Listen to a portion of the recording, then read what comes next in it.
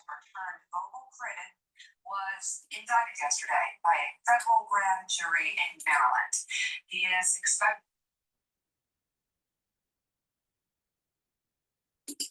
an initial court appearance today. Two senior federal law enforcement sources, both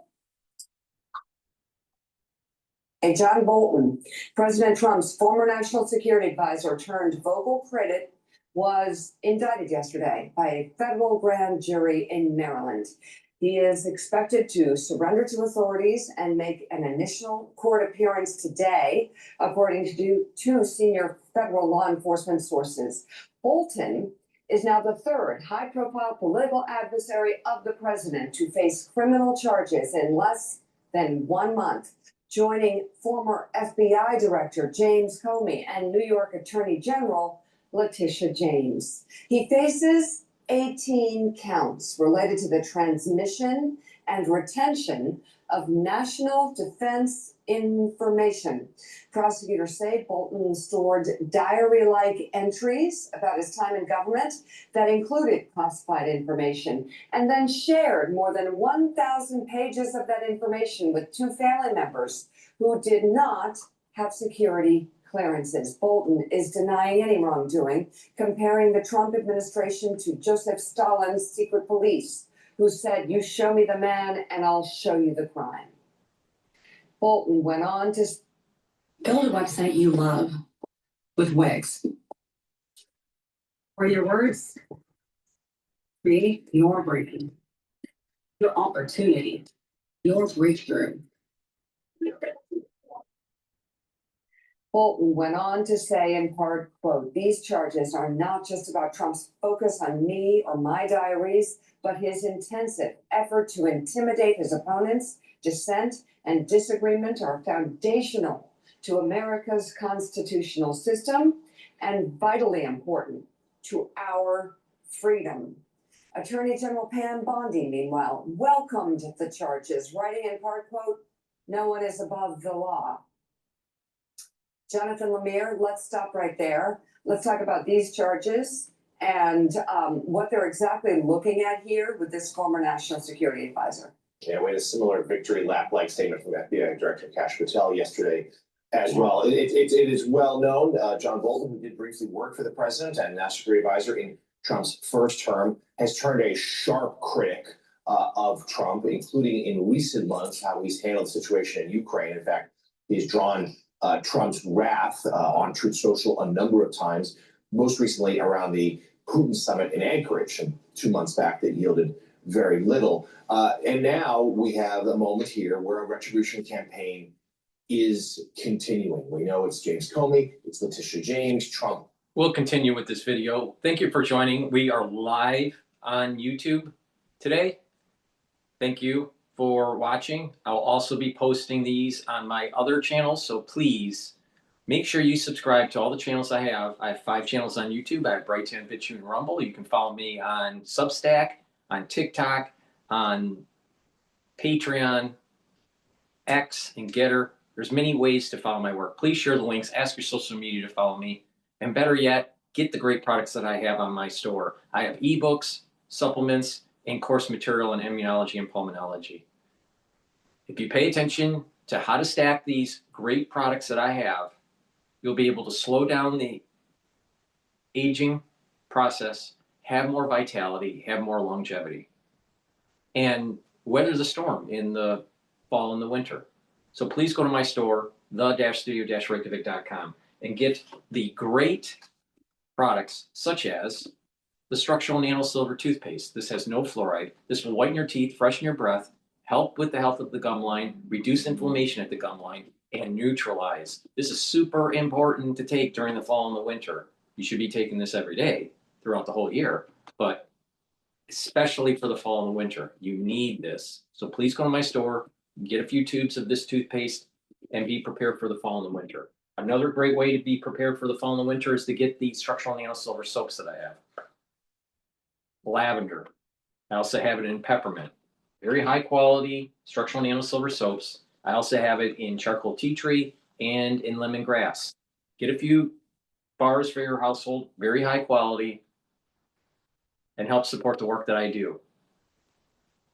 Use discount 5, you get $5 off any order. It's all caps, discount 5, the number 5. Get $5 off any order. Please go to my store, the-studio-reykjavik.com, and be prepared for the fall and the winter.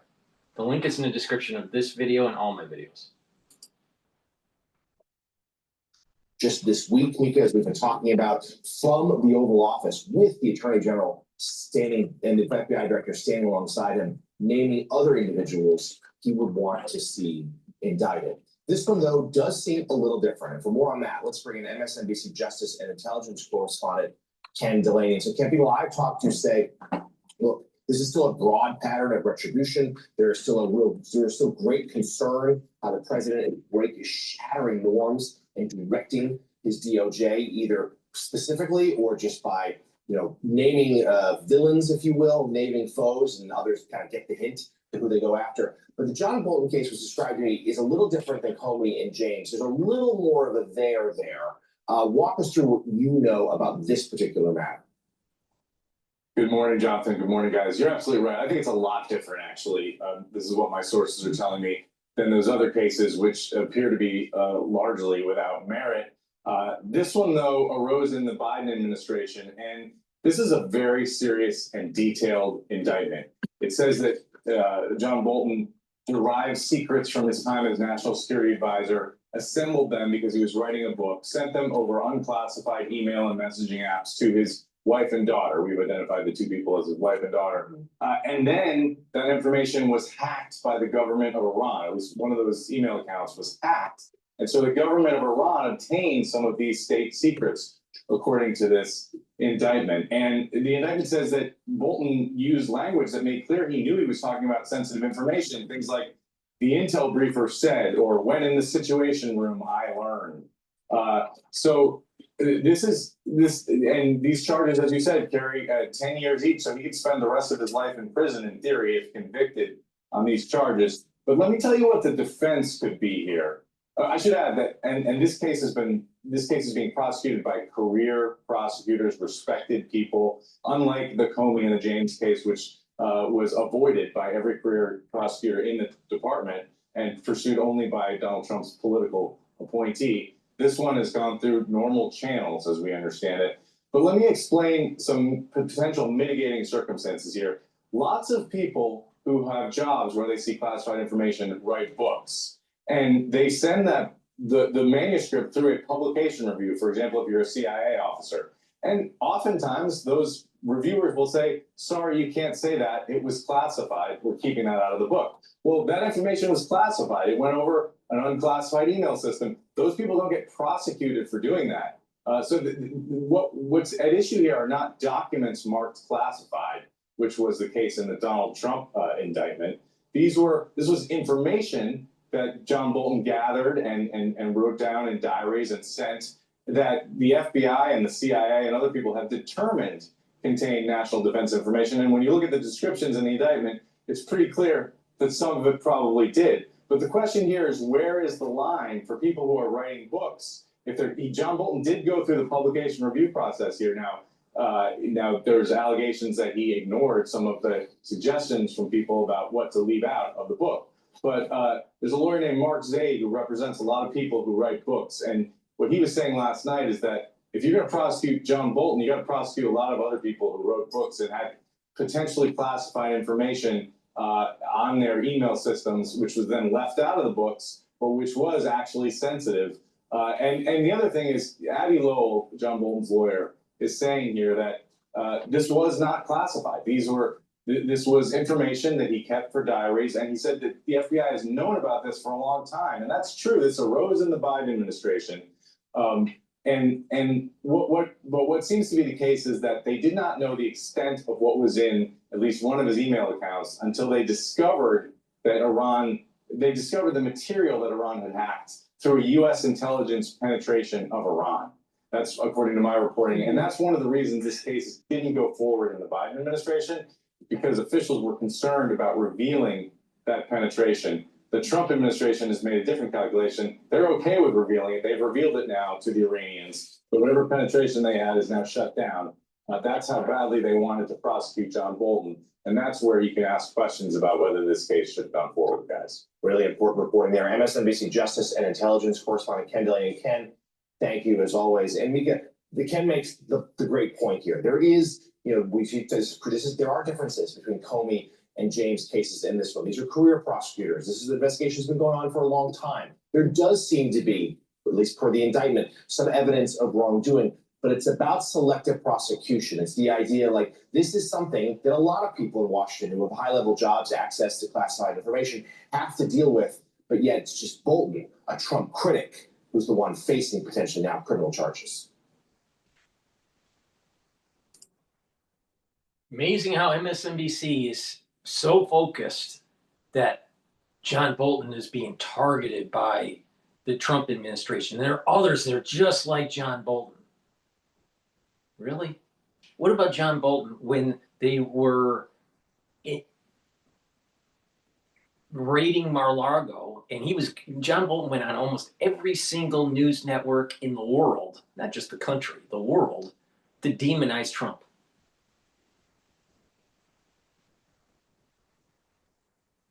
And the thing is that Trump was allowed to have these classified materials because he was the president of the United States. Hillary Clinton wasn't supposed to have classified materials. John Bolton wasn't supposed to have classified materials. Not even Vice President Biden should have had classified materials.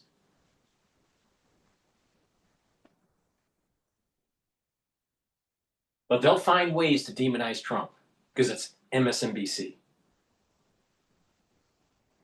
But when Trump was being indicted or being investigated, right? They try to deep six his career as a politician. It's amazing. Please go to my store, the-studio-reykjavik.com. Be prepared for the fall and the winter. Get the Max 35. It's 35 parts per million. Or the Cleanse, which is 30 parts per million. Use it the same way. Take a teaspoon a day, every day. Swish it in your mouth. Gargle about 20, 30 seconds, and then swallow it. What this will do is maintain your mucosal barrier, help with the oral hygiene of the oral cavity and your oral pharynx. It'll help with the mucosal barrier and help with the health of your epithelial cells. This is really important, especially in the fall and the winter this year. So make sure that you gargle and you swish your mouth 20 seconds with either the Max 35 or the Cleanse. And by doing that every day, you're boosting up your immune system.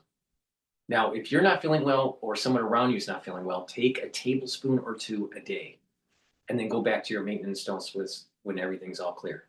But it's really important to do this on a regular basis, especially in the fall and the winter. I've been doing this protocol for over 5 years. So please go to my store, the-studio-reykjavik.com. Also, something that's really important to get to boost up your immune system is taking the magnesium and zinc. Magnesium and zinc will boost up that immune system and help with brain function. Magnesium also increases the efficacy of vitamin D3. Vitamin C and magnesium will help with your skin, your immune system, and your brain function. So please go to my store, stack these together, especially in the fall and the winter, and boost up that immune system. Please go to my store, use discount 5, you get $5 off any order. All caps, discount 5. All right, now we're gonna go to CNN talking about the mayoral candidate debate that happened yesterday.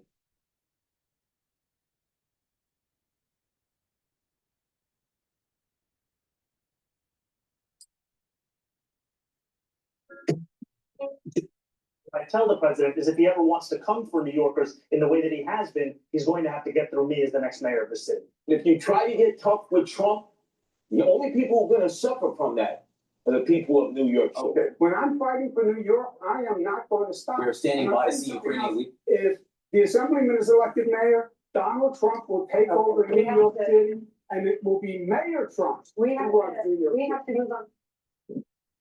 President Trump loomed large tonight over the race to become New York City's next mayor. In the first general election debate that we saw, it featured the Democratic nominee, Zohran Mamdani, the former governor, Andrew Cuomo, who is now running as an independent after losing to Mamdani, and the Republican nominee, Curtis Sliwa, who, and as we watched all this play out, oftentimes on that debate stage, as they were taking questions, the political attacks turned very personal. Has never had a job. On his resume, it says he interned for his mother. This is not a job for a first timer. Any day, you could have a hurricane, you're, God forbid, a 9/11, a health pandemic. If you don't know what you're doing, people will die. Mr. Mamdani, Yeah. want to respond? And if we have a health pandemic, then why would New Yorkers turn back to the governor who sent seniors to their death in nursing homes? That's the kind of experience that's on offer here today. What I don't have an experience, I make up for in integrity. And what you don't have an integrity, you can never make up for experience. Joining me now, CNN's Gloria Pashmino, who has been following this debate from Rockefeller Center. Gloria, that was quite the debate, a lot of moments that clearly stood out. As someone who's been covering this race as closely as you have, I wonder what your biggest takeaways were. Look, Caitlin, the big question going into this debate was whether or not Andrew Cuomo was going to be able to sort of make out any clearer lane that he's been able to do so far, and whether or not he was going to be able to capture more support by performing in any different way. And we saw Cuomo sort of start out by trying to be a bit joyful, by trying to be more energetic. But eventually he retreated to much of what we've seen over the past several months, attacking Mamdani over his lack of experience, some of his proposals, and trying to point to his own executive experience as former governor of the state of New York. But as you mentioned, President Donald Trump looming large over this debate. There were several questions that were brought up throughout the 2-hour debate about how these candidates would deal with a Trump administration. And we've seen Zohran Mamdani, the Democratic nominee, constantly try to tie Andrew Cuomo to President Trump. And we know from our own reporting that Trump has been very interested in this race. He has said that he believes Cuomo is the better candidate. There were a few times during this debate that it turned slightly personal, particularly over Mamdani's identity as a Muslim. In fact, he would make history as New York City's first elected Muslim mayor. And he pointed out that Andrew Cuomo had not started to campaign in that community until now. Take a listen. His Can you divisiveness address the question is that we're going to chronic. you? I think you've made the point, but can you please answer about your own relationship with the Muslim community? You did not visit mosques for many years. More recently, you have been. Yeah, I don't think in any way the assemblyman is representative of the Muslim community, which is a vital community in New York City. And I am very fond of, and I've been working with. It took me to get you to even see those Muslims as part of this city. And that, frankly, is something that is shameful and is why so many New Yorkers have lost faith in this politics. Yeah, except, You know, that's as totally a- false. I as worked a- with the Muslim community for many Name years. a single mosque you went to when you were the governor. Can you name a before single mosque you went to in before 10 years? You were ever here. They were Before in I was this- here. Before you were even in state government. When you travel, travel well. This isn't the garage anymore. This is what comes next. You did what most can't. Turned one idea into thousands of shipments. One spark into a brand that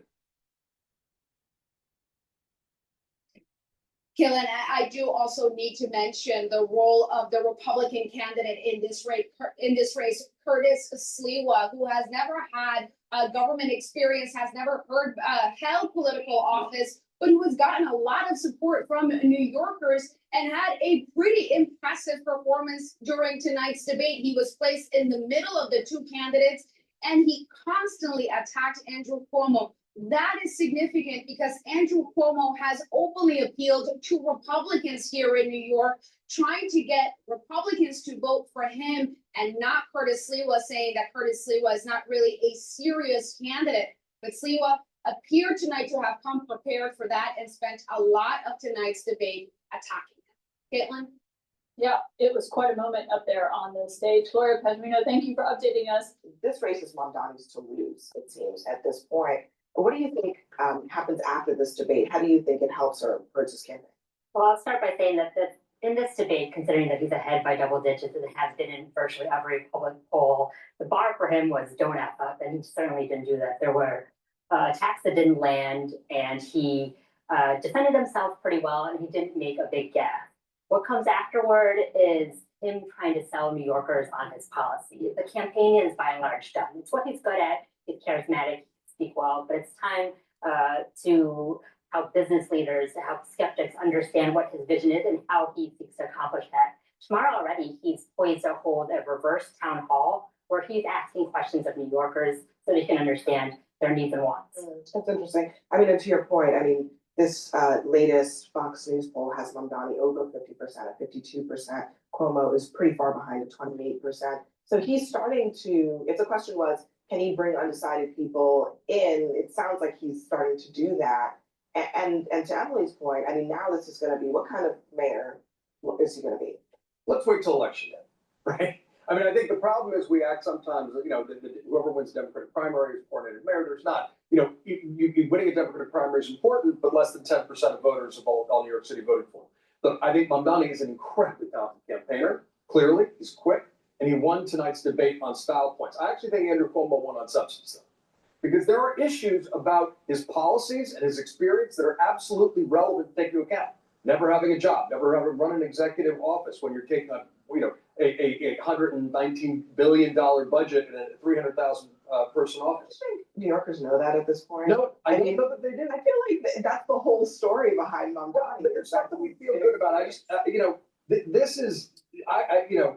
The problem is that many people that are going to be voting for Mamdani are millennials that can't find jobs or are underemployed or having a difficult time living in New York. Now, should they be in New York? No, they shouldn't be in New York. They want to live the lifestyle of a New Yorker, but they shouldn't be in New York. But the thing is that these younger individuals could swing the election here to a socialist, a communist, a Marxist.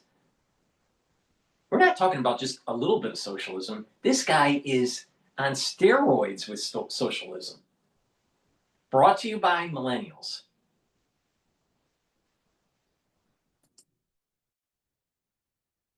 There was a line tonight. Cuomo's been pushing this about, you know, Mamdani not publicizing it, but it believes in decriminalizing prostitution. And he was pushing him on that. And Mamdani said, well, look, I don't think, you know, I think that it's an issue of economic opportunity. I don't know that that's going to land terribly well. And I also think that this is the OnlyFans users?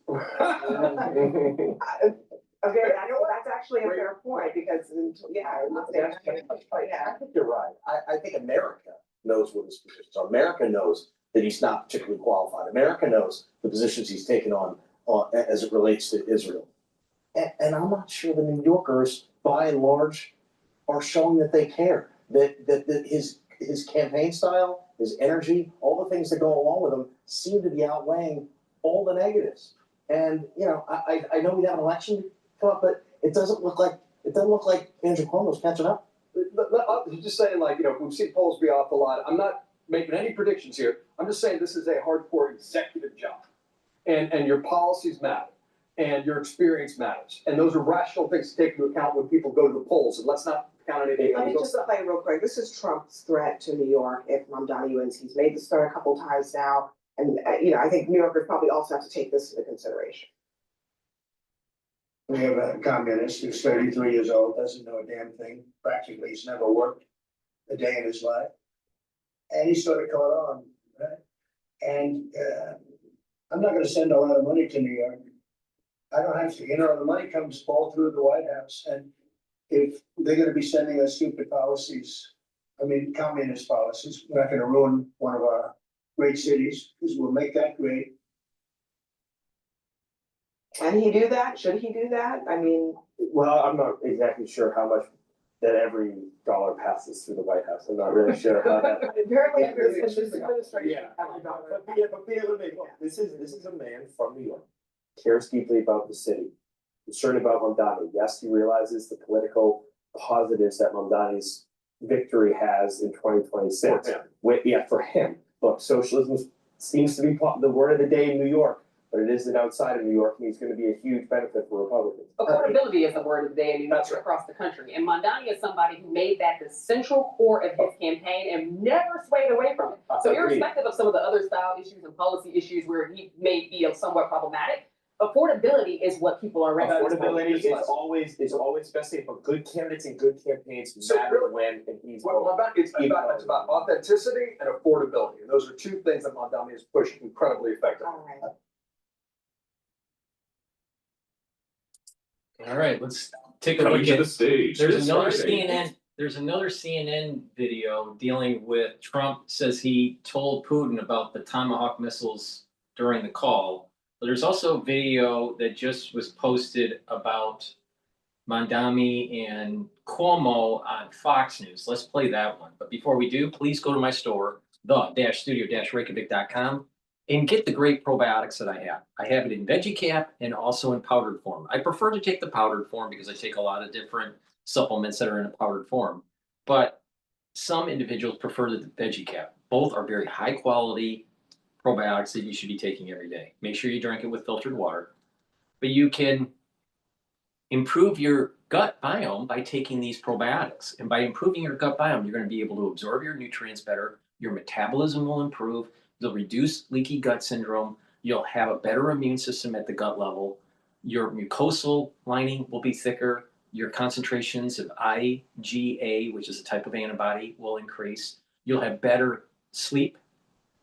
And when you have better sleep, you'll be well rested. You'll consolidate memory better. You'll be getting rid of brain fog. You're detoxifying your central nervous system when you have good sleep. In addition, you'll have a better communication with your gut and your liver. So your metabolism will work better, your liver will function better, and your skin will improve. So please, good health starts at the gut. So please go to my store and get the probiotics and take it with the complete multivitamin. This complete multivitamin is easy to digest and has the multivitamins that you need as cofactors for enzymatic activity so your cells are performing the way they should be. And when you're doing that at the cellular level, then your tissues and your organ systems will perform better. This is the foundation of my anti-aging protocol, taking this multivitamin and the probiotics, and then you build off of it. When you build off of it, you add the Max 35 or the cleanse that will boost up your immune system. The second pillar, C60, soak up those free radicals, bring down inflammation. Turmeric, ashwagandha, and lignans brings down inflammation, boosts up your immune system, and helps with your vascular system and brain function. Because by bringing down inflammation at the cerebral level, you're helping your neurons, you're protecting your neurons. And taking Boomer Boost will boost up your energy levels and rev up your metabolism. When you pay attention to the foundation, those 4 pillars, you're targeting all the major components of aging. When you're targeting those, you're slowing down the aging process. So please go to my store, take my advice, get the great products that I have. And also, I've partnered up with Rainbow Herbals and we've developed these deodorants. You can get it in peppermint, lavender and tea tree, or citrus. It's for males or females. It has no aluminum, no baking soda. It's made from essential ingredients from the Himalayas. Very high quality ingredients. You use it as a daily deodorant, but will also help to detoxify your body. And when you detoxify your body regularly, you're helping your immune system and your endocrine system. This is very important, especially for the fall and the winter season. Please go to my store and get the great deodorant bars that I have available. All right, let's play Fox News and their take of Mamdani. I ordered 200 hand-forged knives to my dorm room and built a Wix website to sell them. I'm Noah Rosen, founder of. Meanwhile, in New York City, mayoral frontrunner Zohran Mamdani lead is growing among likely and registered voters, according to Fox News polls. 52% of likely voters backing Mamdani, with independent candidate Andrew Cuomo trailing behind at 28%. GOP candidate Curtis Sliwa polling at just 14% before the candidates met to debate their policies last night. And there'll be another debate, but last night was a big one. Mamdani faced a lot of pushback on how he plans to pay for his costly agenda that includes rent control, universal child care, and free and fast buses. Tell New Yorkers tonight how you're going to pay for all of this in 1 minute if you can. Look, a lot of people have called even my campaign a non-starter when we first began. And now I stand before you proud to be the Democratic nominee who got the most votes in city primary history. And I believe we will see the same thing with our push to ensure that we are taxing the wealthiest and the most profitable corporations. Plato warned us in The Republic, written a long time ago. We're talking about Greek philosophy here. He warned us of people like him. Because what will happen is that democracy will start to erode and you'll lead to tyranny. And this whole social democratic bullshit is going to lead us into tyranny in this country. And he's the start of it. Marxism is a cancer. And when there's a cancer, you got to dig it out.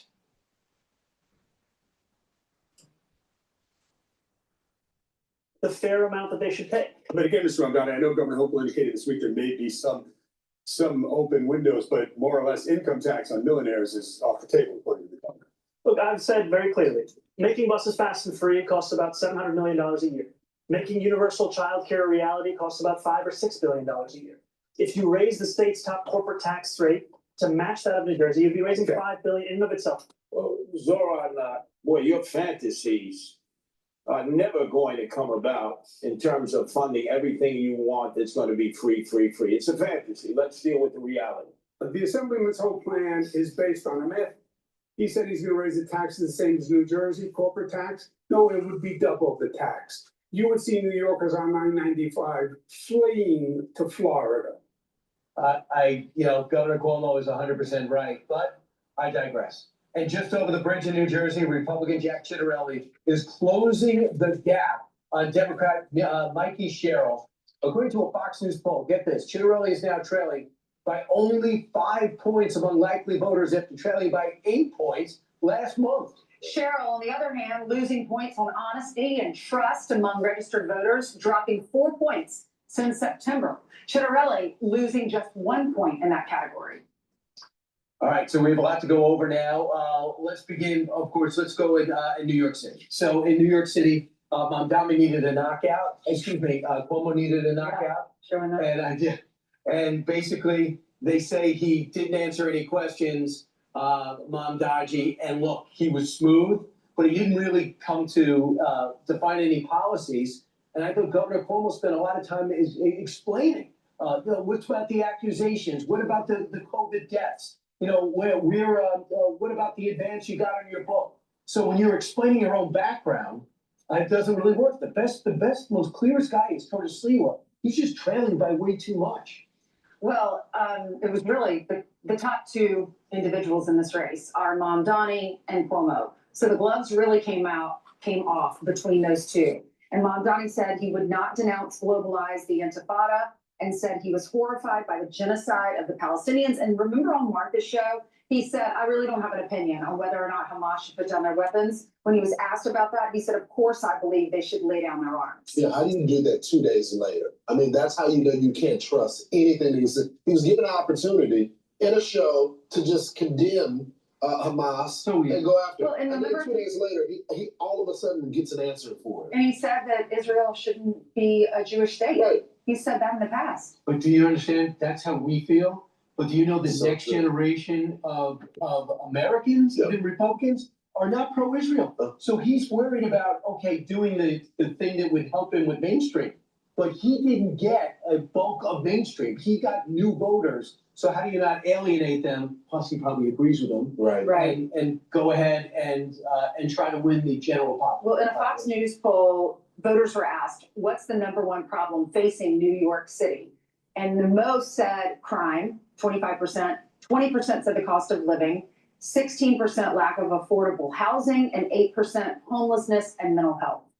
I would just add to this, when you say crime is the #1 thing, how does Mamdani want to handle crime? He has not agreed to renew Jessica Tisch, who's done an unbelievable job here. He says he's not ready to make a decision. That would be the biggest layoff. Idiotic. And he's got this civilian, this must drive me Yeah. crazy. The Civilian Complaint Review Board. No, he can't explain what it's gonna do, but his board will decide how cops will be punished or not punished, fined or fired. And you never take that away from the commission. How's that gonna work out? This is the shocking part, when it comes to the people and the candidates that they trust for the best job on cost of living. Mamdani gets it by 49%, Sliwa's at 17%, Cuomo's at 32% on housing, 49% is for Mamdani, 16% for Sliwa, 33% for Cuomo. And Ainsley, when it comes to taxes. Yeah. That's crazy. This is a Fox poll, and he's saying that Mamdani is considered to do the best job for crime.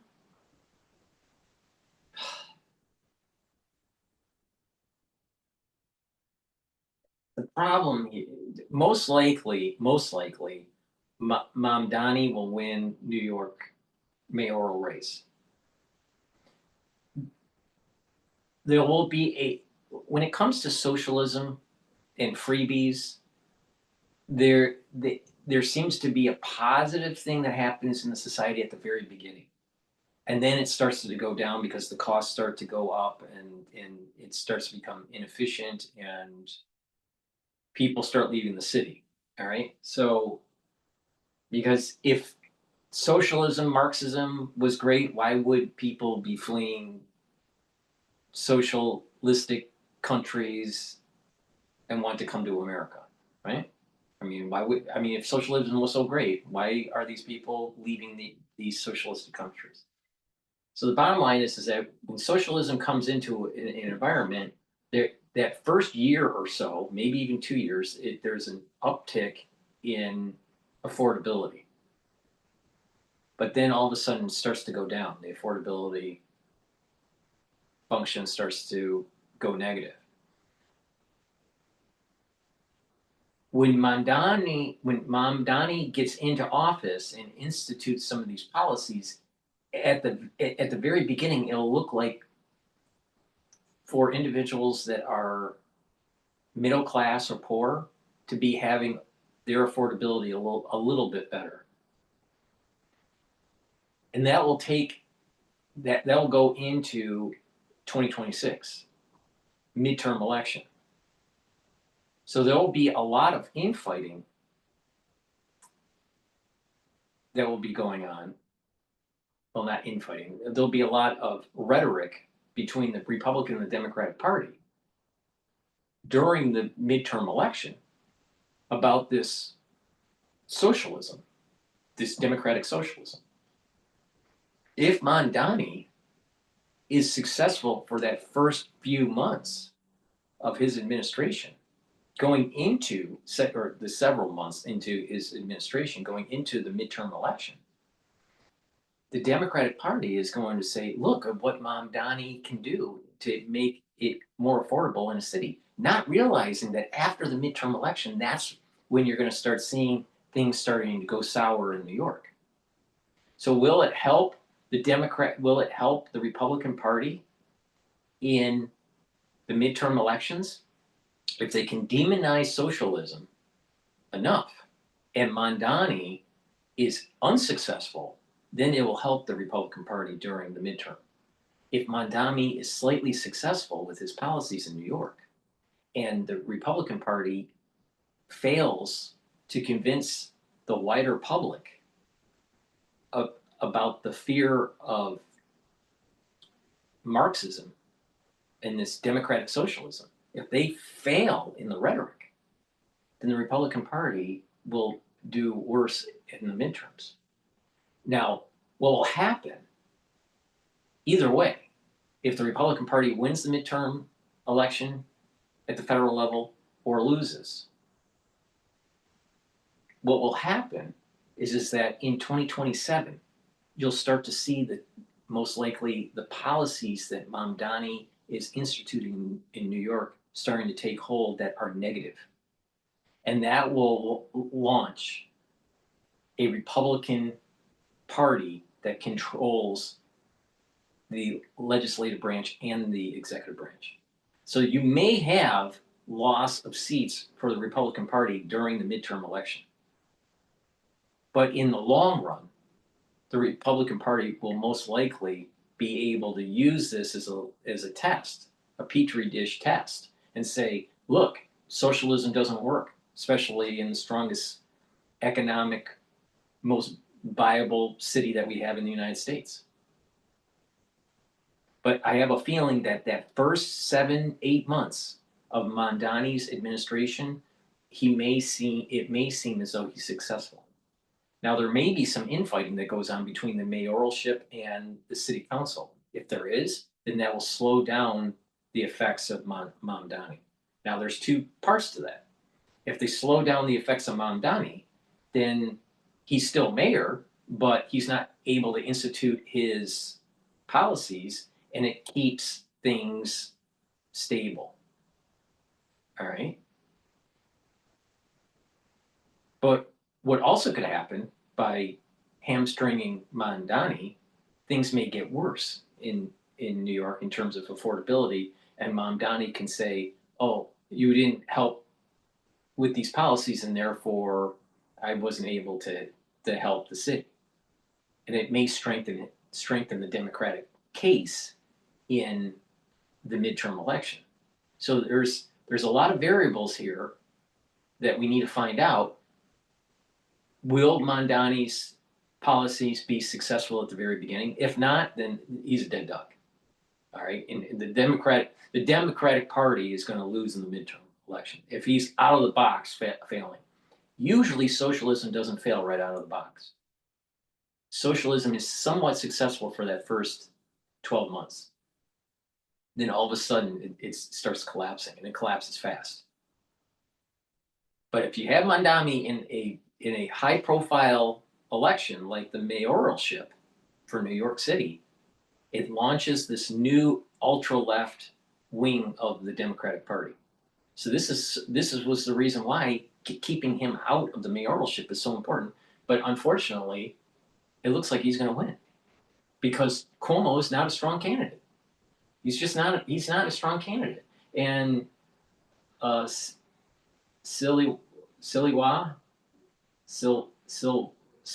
whatever, however you pronounce his name. Silwa.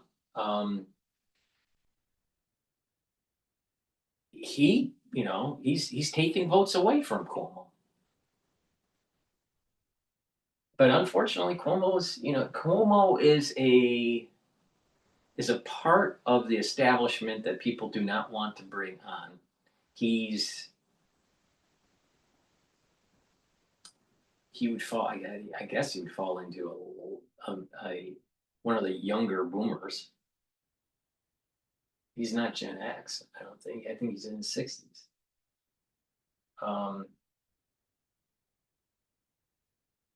So you have a young generation that's wanting Mamdani because he's promising affordability. So I'm very concerned.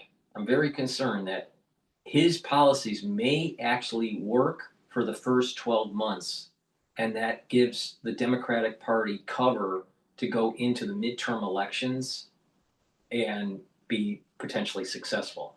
But democratic socialism in the end will fail. And this will be very evident after the midterm election. And so it will be very positive for the Republican Party in the general election of 2028. But I'm not so sure how this is all going to pan out for 2026 midterm election. The convention of wisdom is that it's going to be very strong for the Republican Party. But I'm not so sure about that. I'm not so sure.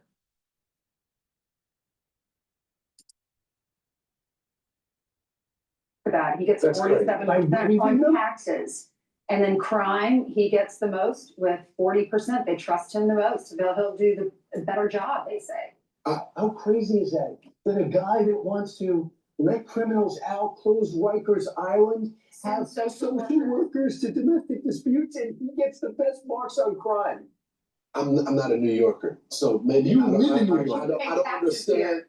understand the connection. Maybe there's just a different. I get the housing thing because he's talking about affordability and all of this, but the crime thing, saying that you're gonna defund the police, I don't understand how that's good But for. here's- First of all, he's only gonna help with people that are on some sort of city subsidized control rent. All right, but the affordability problem is even in that group of people that don't qualify for that. He's not gonna solve that problem. He's only gonna solve it for the poor, not the middle class. All right, so so this is gonna be a problem here. It's about, you gotta bring on more units. In the convertibility between a commercial property to a residential property has problems with fire code issues, because the rooms have to be by a window. Well, when these commercial buildings weren't designed to be converted to meet fire code standards. So either the fire code standards have to change, which I doubt they will, or there needs to be extensive renovation to make these units affordable. Because the way to convert a commercial property into a residential that's affordable would be making, well, not affordable, but commercial, I'll call it commercially viable to the ones that are doing the renovation, is to have large footprint. Well, if it's a large footprint, it's going to be a higher cost dwelling. You can't divide those units up small enough because of the fire code issue. So you either bring down the building, or you have to hollow the building out in the center to be able to have some sort of means to have access through a window. Well, no developer in their right mind is going to do that unless they get some serious tax breaks. So there's a problem. There's a big problem with this. New York would not have this problem if they could bring down the building and then bring up a new building that's residential. But that's not how it's going to go. There's going to be lots of commercial buildings that are being underutilized that should be converted to residential but can't because of the regulations. And we're talking about safety and fire code regulations. Big problem. Your bills you're gonna make less money. 100%. Your taxes will go up. 100%. So when it comes to your housing, you're gonna have to skimp in other areas. Yeah.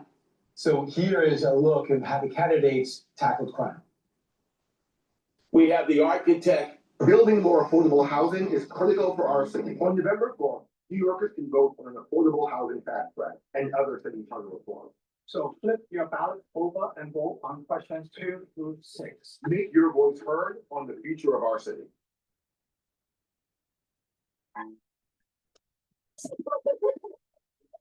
Every season brings new stories in your neighborhood.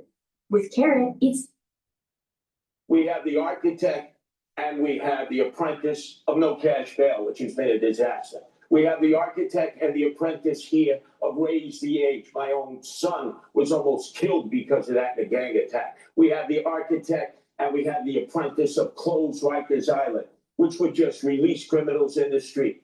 Thank God I'm not a professional politician, because they have helped create this crime crisis in the city that we face. I would add 5,000 police, put 1,500 in the subways, raise the starting salary because you can't hire them. Part of that is going to be saying to the NYPD, I respect you. I don't think you're wicked, as the assemblyman said. I don't think you're corrupt. I don't think you're racist. I value you. I will have your back. I'll be a mayor to work with you. If you want an actual approach to lower crime, look at our Department of Community Safety. That is something that has been hailed by experts as addressing so many of the pieces of why New Yorkers are not feeling safe today. We will ensure that no longer are police officers asked to do the job of both policing and responding to the mental health crisis. This is evidence-based. It's been successful elsewhere in the country. It's time we deliver it right here in New York City. He's delusional. You're gonna have mental health experts, counselors, social workers show up to the most dangerous call a cop get, which is a domestic violence call. So you're gonna have people that didn't sign up for that profession have violent attacks against them. That is the most. What you're gonna put bulletproof vests on them as they're going out there to talk with these candidates? It's crazy. I just to add to this, one of the other categories is how you gonna deal with President Trump. And Oh, Governor yeah. Cuomo says, look, I've had fights with Trump before, but I have to work with him. Stewart says, I don't have a great relationship with President Trump, but I'm gonna work with him. I think that Mamdani is gonna be Princeton 2.0. It's everything. He's pro-sanctuary city. He's pro-illegal immigrants. There is gonna be, and we know they use the National Guard in the subways to make us feel better, hundreds of thousands of them. So when President Trump, if he wins, and when President Trump goes to crack down on crime, because this guy's going to let open the floodgates to Rikers and not arrest anybody, there's going to be solid friction. And as Cuomo says, are you an idiot? How can you possibly fight with a guy that has billions of dollars in his coffers to give you or not give you? You have to work with him. I just can't believe these polls. I can't believe so many people in New York are falling for this guy based on his policies. But I guess they hear in an area. There's not enough people that are conservative. There's not enough people that are conservative pushing back in New York. They're all a bunch of liberals, and they're pushing for Mamdani. And people need to stand up and say, you know what? It's about individualism, not collectivism. It's about capitalism, not communism. And a vote for fucking Mamdani is voting for a Marxist.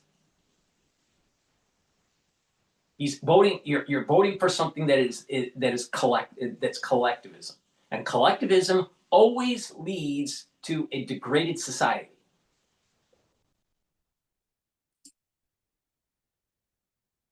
If they hear, oh, this guy's going to lower my costs, but every politician has said he should have done that when he was an assemblyman. He had the ability to do all of these things, but we had Eric Adams on our couch, and he said, "Trust me, I'm the mayor." He doesn't have the ability to change all of these policies. By the way, so if you he wants to get those horrible rich people. So if you make $1 million, do you know how many hours you're probably working? Does he ever think about hard work and how that relates? Number two, do you want to take now, if you do it, over 50%? So if you figure in city tax, state tax, federal tax. So if you make $1 million, now you have to give away $540,000. Yep. So you're working 60 hours a week, doing the best you can to get to that threshold. And now he's trying to say, how dare you? I'm going to give that to other people. All right? That's just not the way our country works. I'm Steve Ducey. I'm Brighteon Channel. And I'm Ainsley Earhart. And click here to subscribe to. All right, so we're going to go to CNN talking about the Tomahawk missiles. Please go to my store, the-studio-reykjavik.com, and get the Goodnight Formula. Goodnight Formula has tryptophan, melatonin, GABA, and passion flower, so you can have the 5 cycles of REM sleep and deep sleep. So you're consolidating memory, detoxifying your central nervous system, and you'll be well rested. By having a good sleep, you're actually going to slow down the aging process. Please go to my store and get the Goodnight Formula. It's really important because in the next 5 years, for people that are 40 years of age or older, there's going to be about 30% of the individuals that that fit into this cohort group will probably get early onset of dementia. So you better start protecting your neurons now. Why is this happening? It's an aftershock of the crisis of 2020. Now, you can pay attention to me or not pay attention to me. I don't fucking care. But if you do pay attention to me, you're going to be able to mitigate the problem. Please go to my store, the-studio-reykjavik.com, and get the Goodnight Formula. Why? Because it's going to help to protect your neurons and slow down the aging process. Get the omega-3. Omega-3 will bring down inflammation and help with your lipid profile and prevent your red blood cells from sticking too much. Very important, especially during the fall and the winter. Why? Because of the S1 and S2 subunit that most likely you will get. Now, omega-3 also helps with your cardiovascular health. Super important. All right? Take it every day and help with your cardiovascular health, but take it also during the fall and the winter because there's something going around that a lot of people are going to be getting this year. Resveratrol. I've been taking resveratrol for decades. This will soak up free radicals, help with the health of the mitochondria. It'll help to boost up your energy levels, help to get rid of senesced cells, and help with youthful gene expression by taking resveratrol and stacking it with things like C60, NAD+, and ubiquinol, and even clarity factor and goodnight formula. Guess what? You're slowing down the aging process and helping your neurons at the same time, and that helps with your basal layer for your skin. You ever wonder why people that take resveratrol look younger? Well, I just told you why. Vitamin B complex. This will help boost up the health of your mitochondria and increase your ATP levels. Why? B1, B2, B3, and B4 help with the electron transport chain, and that's what increases your ATP levels. You need ATP because that's the major energy source for your cells. When you have less ATP, guess what? Your cells don't perform as well. Another thing that's really fascinating is that people that get older have less ATP. So if you have more ATP, you actually are slowing down the aging process. Vitamin B complex also revs up the metabolism. Guess what? When you get older, your metabolism goes down. So if you're revving up your metabolism, that slows down the aging process. And vitamin B complex has vitamin B12. That helps many things for your body, but also your neurons. So please go to my store, the-studio-reykjavik.com, get the vitamin B complex to help protect your neurons and rev up your metabolism. Get the omega-3 to help with your cardiovascular health. Get the goodnight formula to have a rested sleep and to help to protect your neurons and consolidate memory. And resveratrol for the youthful gene expression. Use discount 5 and you get $5 off any order. It's discount, all caps, the number 5, discount 5. You get $5 off. Go to my store, the-studio-reykjavik.com. Click the link in the description and buy the products.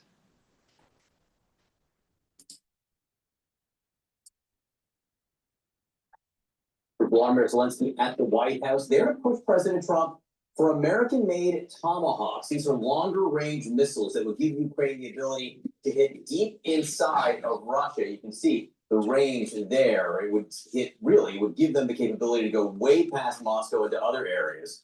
There have been some signs the president was supportive of that request, but all of a sudden, this has been thrown into doubt after a 2.5-hour phone call with Vladimir Putin that came at the request of the Kremlin.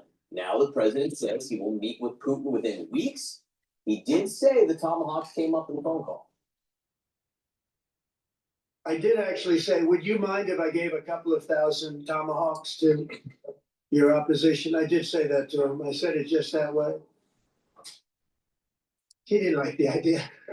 He really didn't like the idea. No, I said it that way. You have to be a little bit lighthearted sometimes, Adam. So, wouldn't anybody? I mean, it's been in the news. Who wouldn't do that? Let's get right to CNN's Elena Tree. Frontify simplifies brand management by centralizing guidelines, logos, icons, images, videos, and templates.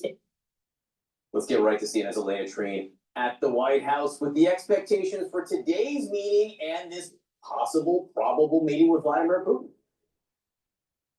Yeah, I think the Russians knew exactly what they were doing when they tried to intervene, John, less than 24 hours before New York City Republicans Volodymyr Zelensky today at the White House. They knew exactly what was likely to be discussed in this meeting between, of course, the President Donald Trump, and Zelensky. And really the goal, I think, of that call was to try and make sure Tomahawks are off the table. Now, it doesn't appear that it is off the table, but I can tell you, John, that I know from my conversations with people at the White House that the president had largely seen the possibility and kind of this floating publicly this idea of providing Kyiv with these long-range American missiles as a threat to try and force the Russians back to the table. Obviously, we saw that phone call take place yesterday, and just on that lengthy phone call, things quickly progressed enough to have the president and President Putin vow to meet in just a couple weeks in Budapest to continue the negotiations. I should say that call with the Russian president came after weeks of the President Donald Trump being, of course, very frustrated with Putin. He was not living up to some of the commitments that the president and other Trump administration officials believe that he had made in that summit just weeks ago. in Alaska. But to turn to today's meeting, we do know that, of course, asking for more weapons is going to be on the agenda of the Ukrainians. And really, this meeting comes at a point where we've heard the president and many of his closest advisors here in the White House argue that it might be time to take a more offensive posture toward Russia. Now, did that change because now they're going to be having this summit with Putin? We'll see. I think it's likely to probably expect that they don't want to rock the boat too much as these negotiations are happening. And so we'll have to see what happens today. We'll have to see what the Zelensky asks, of course, and what Trump is willing to provide. But just to go back to the Tomahawks, I think it's important to know what exactly they do, because they would provide Ukraine with the ability to strike targets inside Russia at a long range, something that the Ukrainians haven't been able to do. But part of the reason they're so controversial is because they're American made and largely would likely have to be American operated. And that's exactly what Putin had brought up in his call with Trump yesterday. So a lot to watch for today as we expect Zelensky to arrive later this morning. Yeah, it's possible Vladimir Putin bought himself another couple weeks. At least by floating the idea of these face-to-face meetings. The latest train at the White House today. We're going to have to watch very, very closely. Thank you. Joining me now with more is Ukrainian Parliament member Alexei Goncharenko. Thank you so much for being here with us. Really appreciate it. So as we heard there, President Zelensky hoping to get those Tomahawk missiles from the U.S. When President Trump spent 2.5 hours on the phone with Vladimir Putin. How did that call change the mood in Ukraine overnight? Hi, and really, like, the new hope is born, I could say, because we see that President Trump actively involved and he is actively working on establishing peace in Ukraine, and that is great. Now his hands are free after the success in the Middle East, and I hope that this success will lead him to next success, stopping the war in Ukraine. Also, we see that Trump understood what language works with Putin when now he speaks much more tough about Russia, and when he speaks about possible delivery to Ukraine of Tomahawk missile, when he speaks about India stopping buying Russian oil, and India is more than 1/3 of Russian oil export, so it's super important for Russia. All of this really works, and I think all of this made Putin to call to Trump, and all of this made Putin to agree for the new meeting. Yeah. And it's definitely this new meeting will be super important. And I think that if Trump will go out from this meeting without agreement and without Putin agrees to stop the war, that will be humiliation for Trump. So now we have a really new hope. I'm interested that you say hope, because certainly, I mean, there were some fears expressed that Putin always seems to be able to talk President Trump down from acting. It seems like every time Trump gets tough on Putin, they have a phone call and suddenly he seems to soften. So are you not worried at all that that pattern will mean that Ukraine won't get the weapons you need to turn this war around? You know, all right, team, listen up. There's a national blood shortage. Who's got donation ideas? Chance of the President Suite? Classy. Dude, that's so much cheese. Save lives and help win your school $1 million.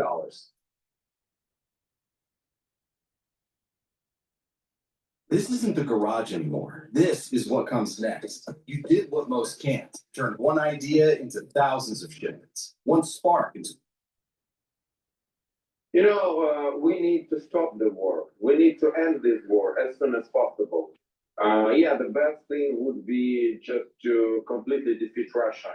Unfortunately, for the moment, we are not on the edge of this. So we need to stop this war, and it can't be made without speaking with Putin.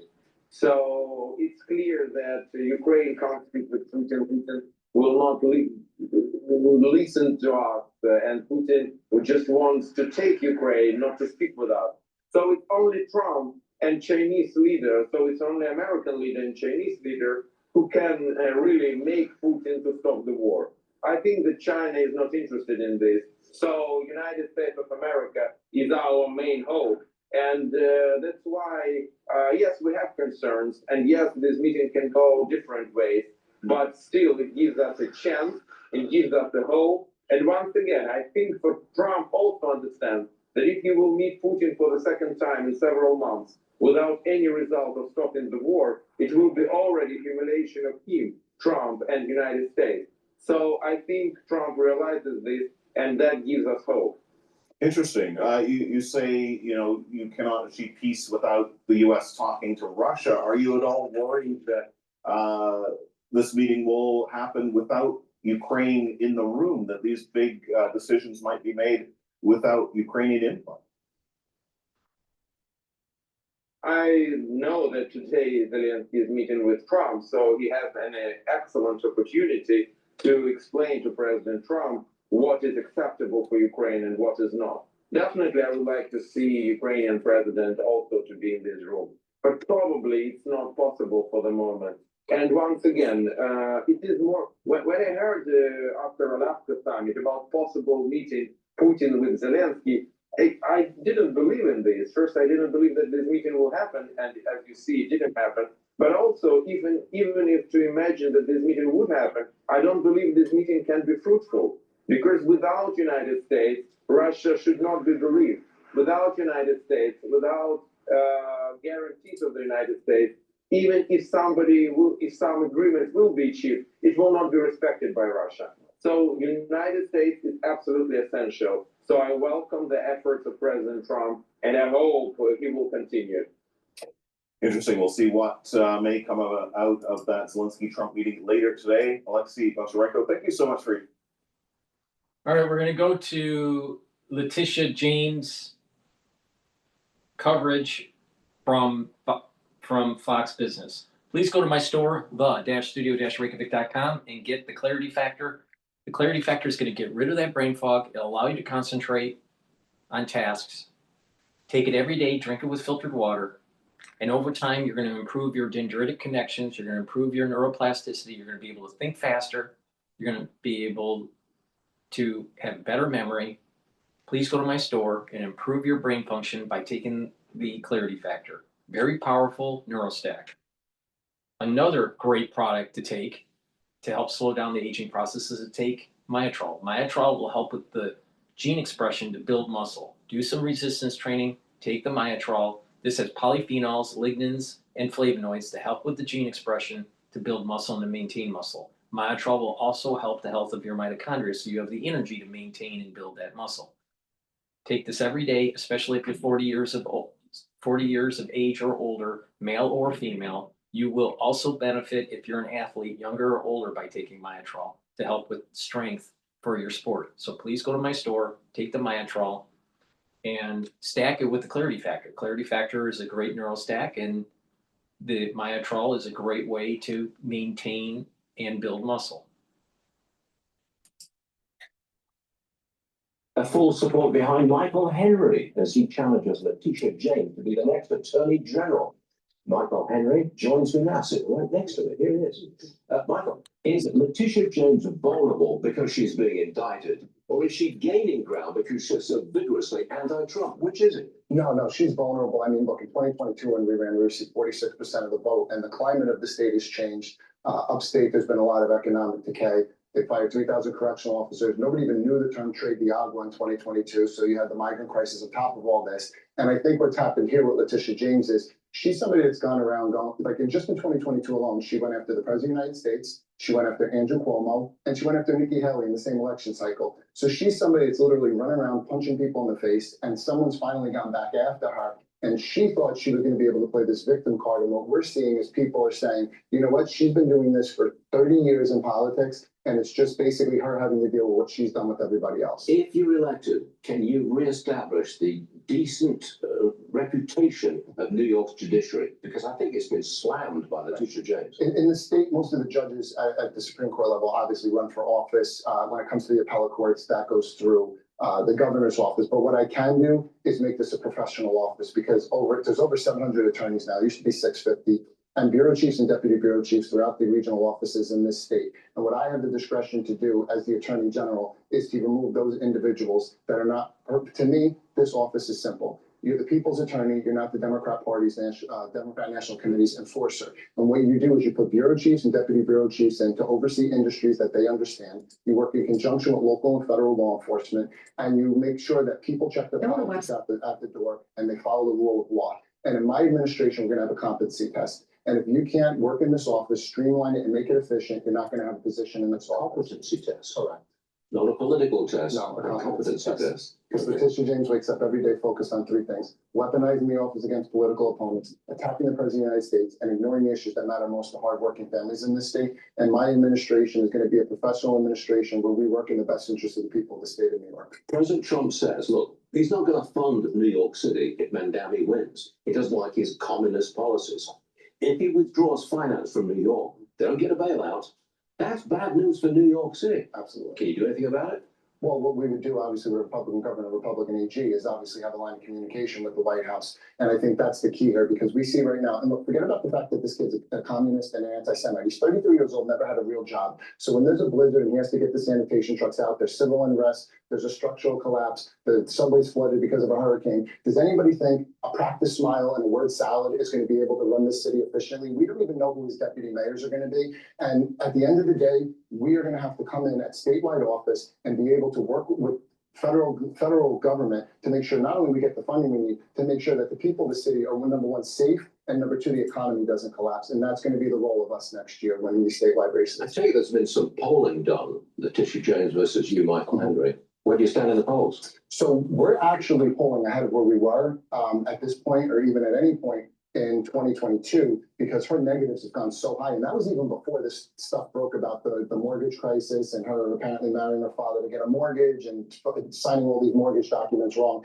For quite honestly, we knew this existed, but I think now because we have President Trump who could put out on Truth Social a statement and now the whole world covers it, the resistance to covering her and her bullying people in some parts of the media doesn't work anymore. So people are seeing her for what she is. They don't like what they see. And then they see her going out there with Mamdani screaming unhinged at a rally. And they say, we don't want this. And it's not just Republicans and independents. There's a lot of common sense Democrats, especially in the big cities in this state, that have had enough. And when we focus on crime and economics, that's going to be able to bring them across. Common sense Democrats in New York City. That's an interesting phrase, turn of phrase.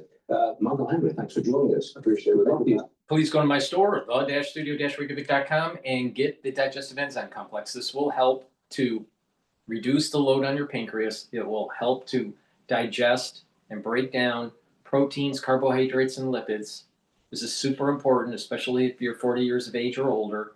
It's important to maintain the health of your pancreas because over time it starts to decline, no matter how healthy you are. Also, this has bromelain in it, which is fibrinolytic. It's going to help to break up clots. And digestive enzyme complex has the proteolytic enzymes that break up glycoproteins. This is the reason why I said you need to be taking this during the crisis of 2020. You're going to need to be taking this during the fall and the winter season, on top of helping your pancreatic health. So please go to my store, the-studio-reykjavik.com, get the digestive enzyme complex. It's really important to reduce that load on your digestive system.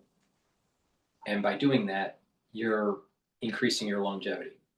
Please go to my store and get the digestive enzyme complex. Use discount 5 and you get $5 off any order. Click the link, go to my store, the-studio-reykjavik.com.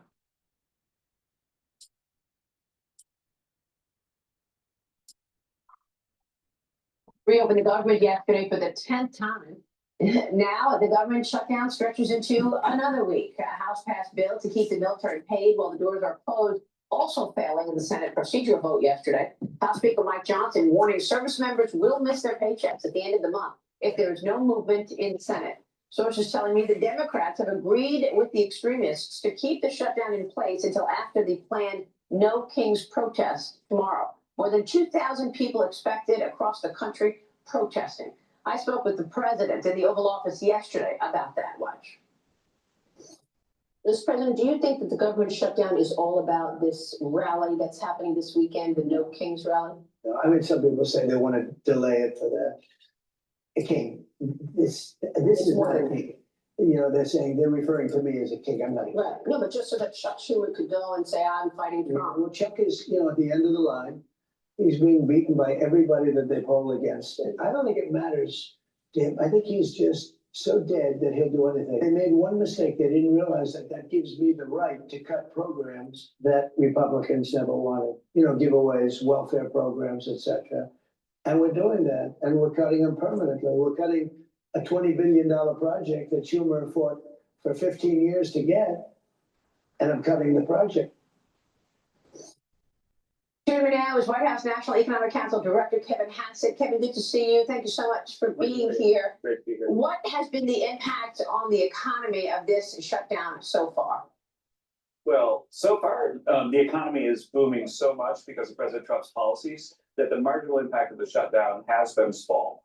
We're looking at the CEA estimate says it's about $15 billion a week, which is basically, you know, depending if they open up in a week or two, we're looking at knocking a tenth or two off of GDP.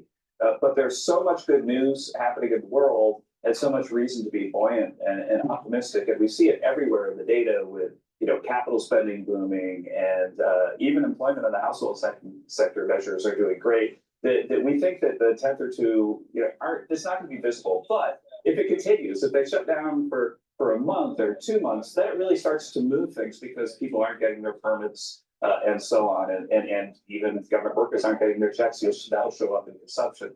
And so they need to start to do their responsible constitutional duty and get the government open, and then argue with us about what we should do on healthcare and everything else. But normal order is what's held in the U.S. You know, ever since we were founded, and we've got these radical left-wing people who are, you know, basically disregarding their Senate duty to keep the government open, disregarding their Senate duty to be the moderating force in Washington.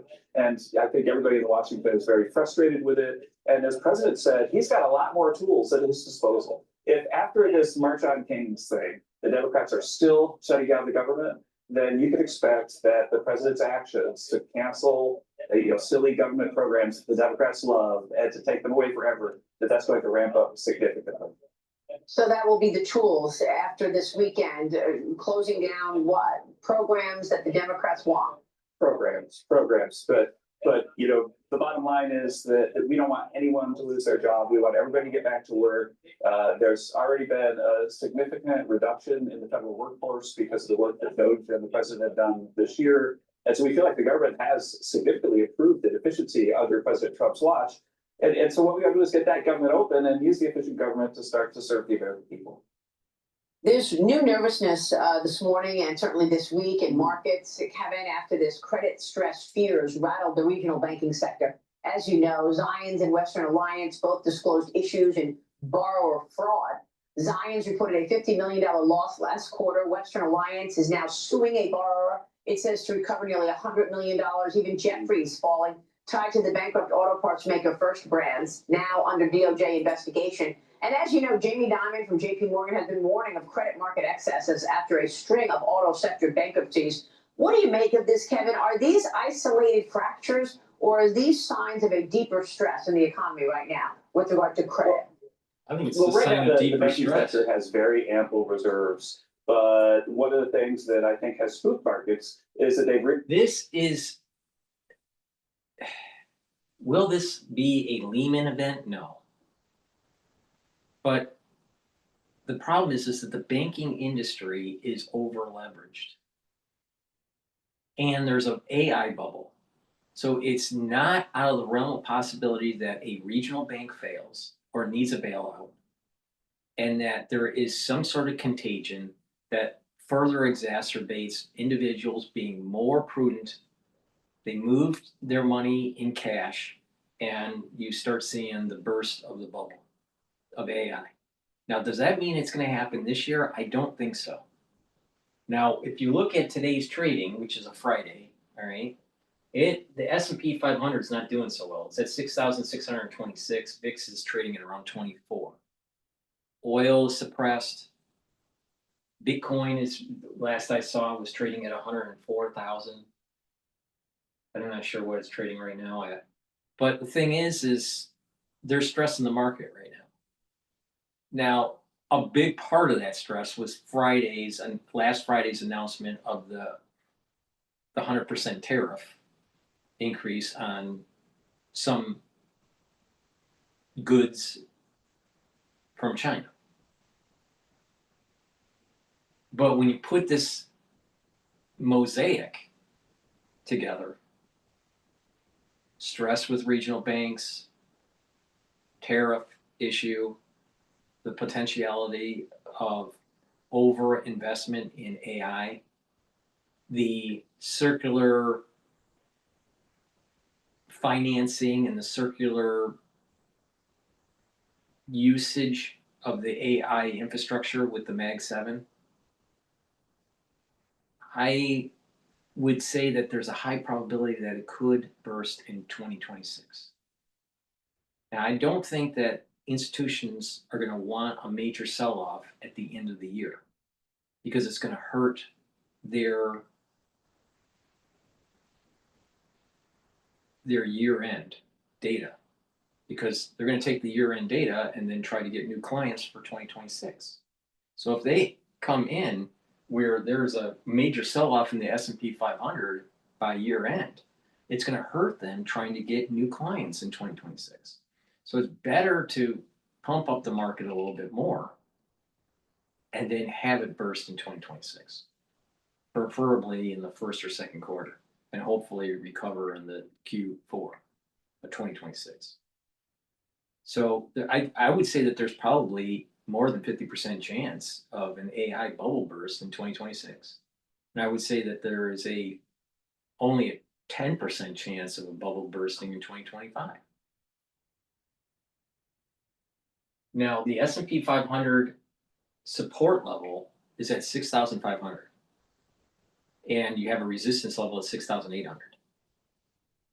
But who knows what happens with Trump? I mean, the moment he could say something as simple as the 100% tariff is off the table with China, and the S&P 500 could go up 100 points that day. He could say that there's further problems with China, and it could tank another 100 points. So Trump is very capricious, and because of that, you got to be careful. But I would say that right now it's probably better, or you have a higher probability of dollar costing averaging into the S&P 500 and benefiting from that target that I have of 6,800 to 7,000 in the S&P 500 by year end. It's closer to 6,800 than the 7,000, but it's all predicated on what happens with Trump's mouth. And there's, I feel as though there's manipulation in the crypto market.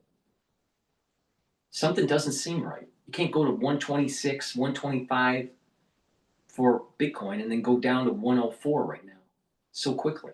What the hell's going on? There's manipulation going on.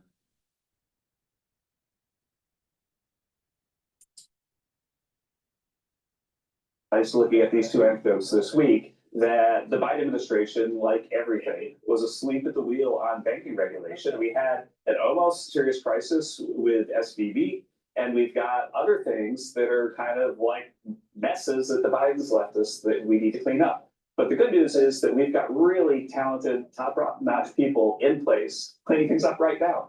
And so we're very optimistic that we can stay way, way, way ahead of the curve on this. We've got the very best people on earth working on it. People like Mickey Bowman at the Fed and Scott Beck at the Treasury. And so we think that the market should recognize that there's a new team in town, and this team is going to clean up the mess that the Bidens left us. Well, of course, then we're worried about trade as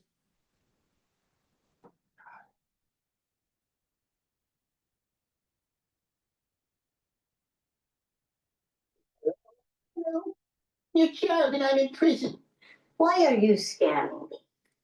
Saving for a trip to Vegas. Well, of course, then we're worried about trade as well, particularly with this China tensions flaring up again. Beijing imposing tighter export controls on rare earth minerals and refining of those minerals. The Trump administration setting price floors across a range of industries, and the president threatened 100% tariffs by November 1st. The president also ready to impose a block on Chinese cooking oil imports after Beijing stopped buying American soybeans. The president made news yesterday with me when he talked to me about that 100% tariff that he's threatening. All this as he prepares to meet Xi Jinping at the APEC summit in Seoul later this month. Kevin, what should we expect? I mean, China controls nearly 70% of the global rare earth supply when it comes to refined rare earth minerals. How much leverage does China have, and how is the administration going to deal with this? Look, the bottom line is that we're sitting here today, Maria, with the White House behind me, and today's going to be a very historic day. We're moving closer and closer for the president ending yet another war. He's got Vladimir Zelensky coming to town, and he's going to be meeting with President Putin. This guy is a world historic figure. For centuries and centuries, they're going to talk about how many wars he ended and how much peace he built in the world. Now, that we're not at war with China. We've had collegial relations with China. President Xi and President Trump are very close with one another, and we've been disappointed with some Chinese actions. But if you bet against President Trump's ability to land this plane, then you might win. But anyone who bet against him on anything else since we've been here would have lost. And I have high confidence that President Trump and Secretary Bessent are going to be able to get together with the Chinese and get this back to a place that's good for both countries. Yeah, I mean, look, we know the leverage that China has. They're controlling that rare earth refined minerals right now. But the president has taken a stake in Mountain Pass, is trying to get supply chains back here to, level the playing field. But that takes time, right, Kevin? I mean, you're not going to get all those supply chains here overnight. Right, it does take time to get the stuff going, but we've got the best team in the business, the team that gave you warp speed and got vaccines faster than anyone thought possible, working on it. We've got our old friend Peter Navarro. Like, I don't think I've seen him sleep in a month because he's working so hard on this project. And the other thing is that we've been checking in with the companies that are affected by this and checking how their inventories look. And I think that there's a lot of runtime and then a lot of uptime that you're going to see in the next 1 to 3 years. And so, China has a little bit of leverage right now. They could disrupt the world economy. Yeah, I guess if they shut it completely off. But then it would hurt them more than it hurts us. So we don't think they're gonna really do it. I think that this is a posture for negotiation. And if they're negotiating with President Trump, I'm highly confident that the interests of the American people will be served by the deal. And then there's the Fed, Jay Powell.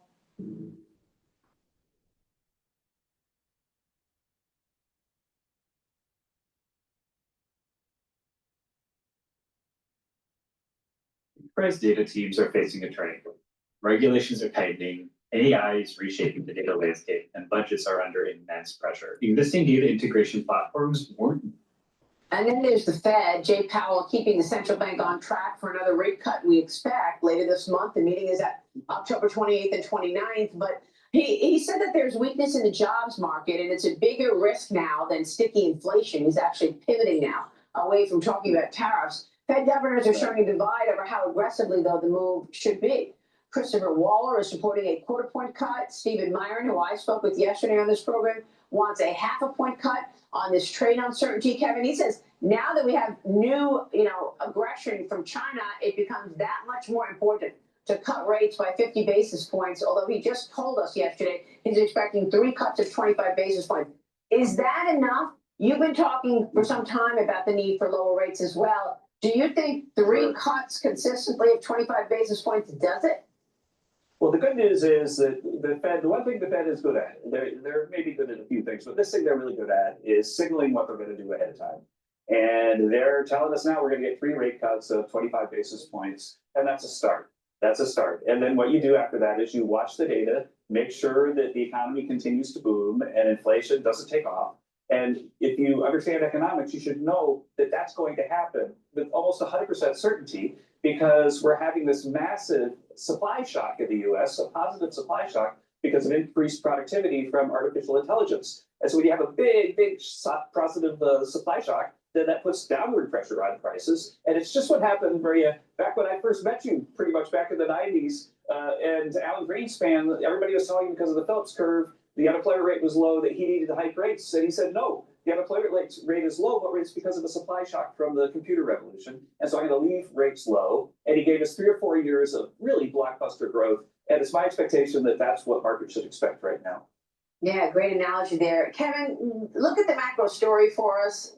Where is the growth right now? And we don't have any data because of the government shutdown. So what are you looking at to assess the level of growth in this economy? How would you assess 2026 expectations?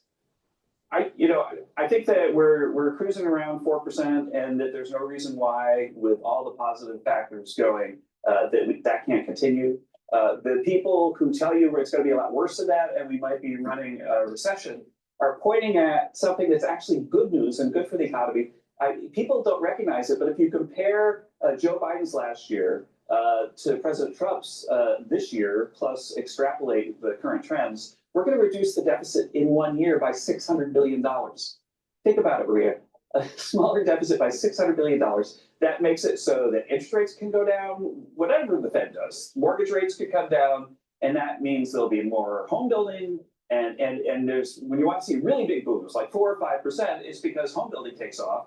And we're helping that happen with this massive, massive new fiscal policy that's coming mostly from the tariff revenues. The other thing I'm looking at is in the jobs numbers that, again, on the household survey side, everything's booming just like everything else. So it could be we should just believe that. But on the payroll side, everybody's been saying that the sort of getting rid of illegal immigrants was going to be a big, huge negative shock to the job market. Now, it's true that non-native born workers have lost about 500,000 jobs this year, but native born workers have gained about 2 million, which is astonishing, right? People said, oh, they were taking jobs that Americans won't take. And the most interesting thing is that when you read the media accounts, sometimes there are unfortunate, racial connotations about just securing the border. About 1 million of the 2 million jobs created this year are from Hispanic Americans, because most Hispanic Americans are native born. And so there's just so much good news in the economy right now that I think that the outlook needs to be positive, but it's not inflationary because it's coming from this positive supply shock. And by the way, the native born, the group you're just mentioning, they also don't want people cutting the line and getting in front of them. They also don't want the illegal immigration. Kevin, it's great to their get you. salaries are booming too. Their salaries are also booming. That's an important point. Good to see you. Thanks, Mark. Please go to my store, the-studio-reykjavik.com, and get the vitamin D3. Vitamin D3 helps to absorb calcium. It helps cells to go into apoptosis if they're infected, which is super important to take vitamin D3 for the fall and the winter season. And vitamin D3 will help with cardiovascular health and improve your bone density. Do some resistance training. Olive leaf extract, super important to take. Why? Because it's going to help with your immune system and your cardiovascular health. And zeolite. Zeolite will bind to heavy metals, toxins, and chemicals and allow you to urinate them out within 6 to 8 hours. You should take 3 small drops underneath your tongue, drink it with filtered water, do this every day. Super important, right? And by detoxifying your body every day, you're going to improve your endocrine system, your immune system, and even your brain function. So please go to my store, the-studio-reykjavik.com, and get the zeolite. Take it every day, 3 small drops underneath your tongue, and drink it with filtered water. All right, now we're going to go to the Hill, and Glenn Greenwald is talking about John Bolton's indictment.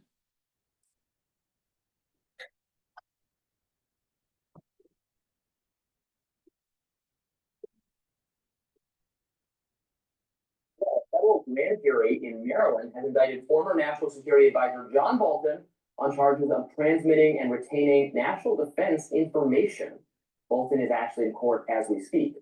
Prosecutors allege that Bolton, quote, abused his position as National Security Advisor to share information about his day-to-day activities with 2 people who were related to him and didn't have security clearances.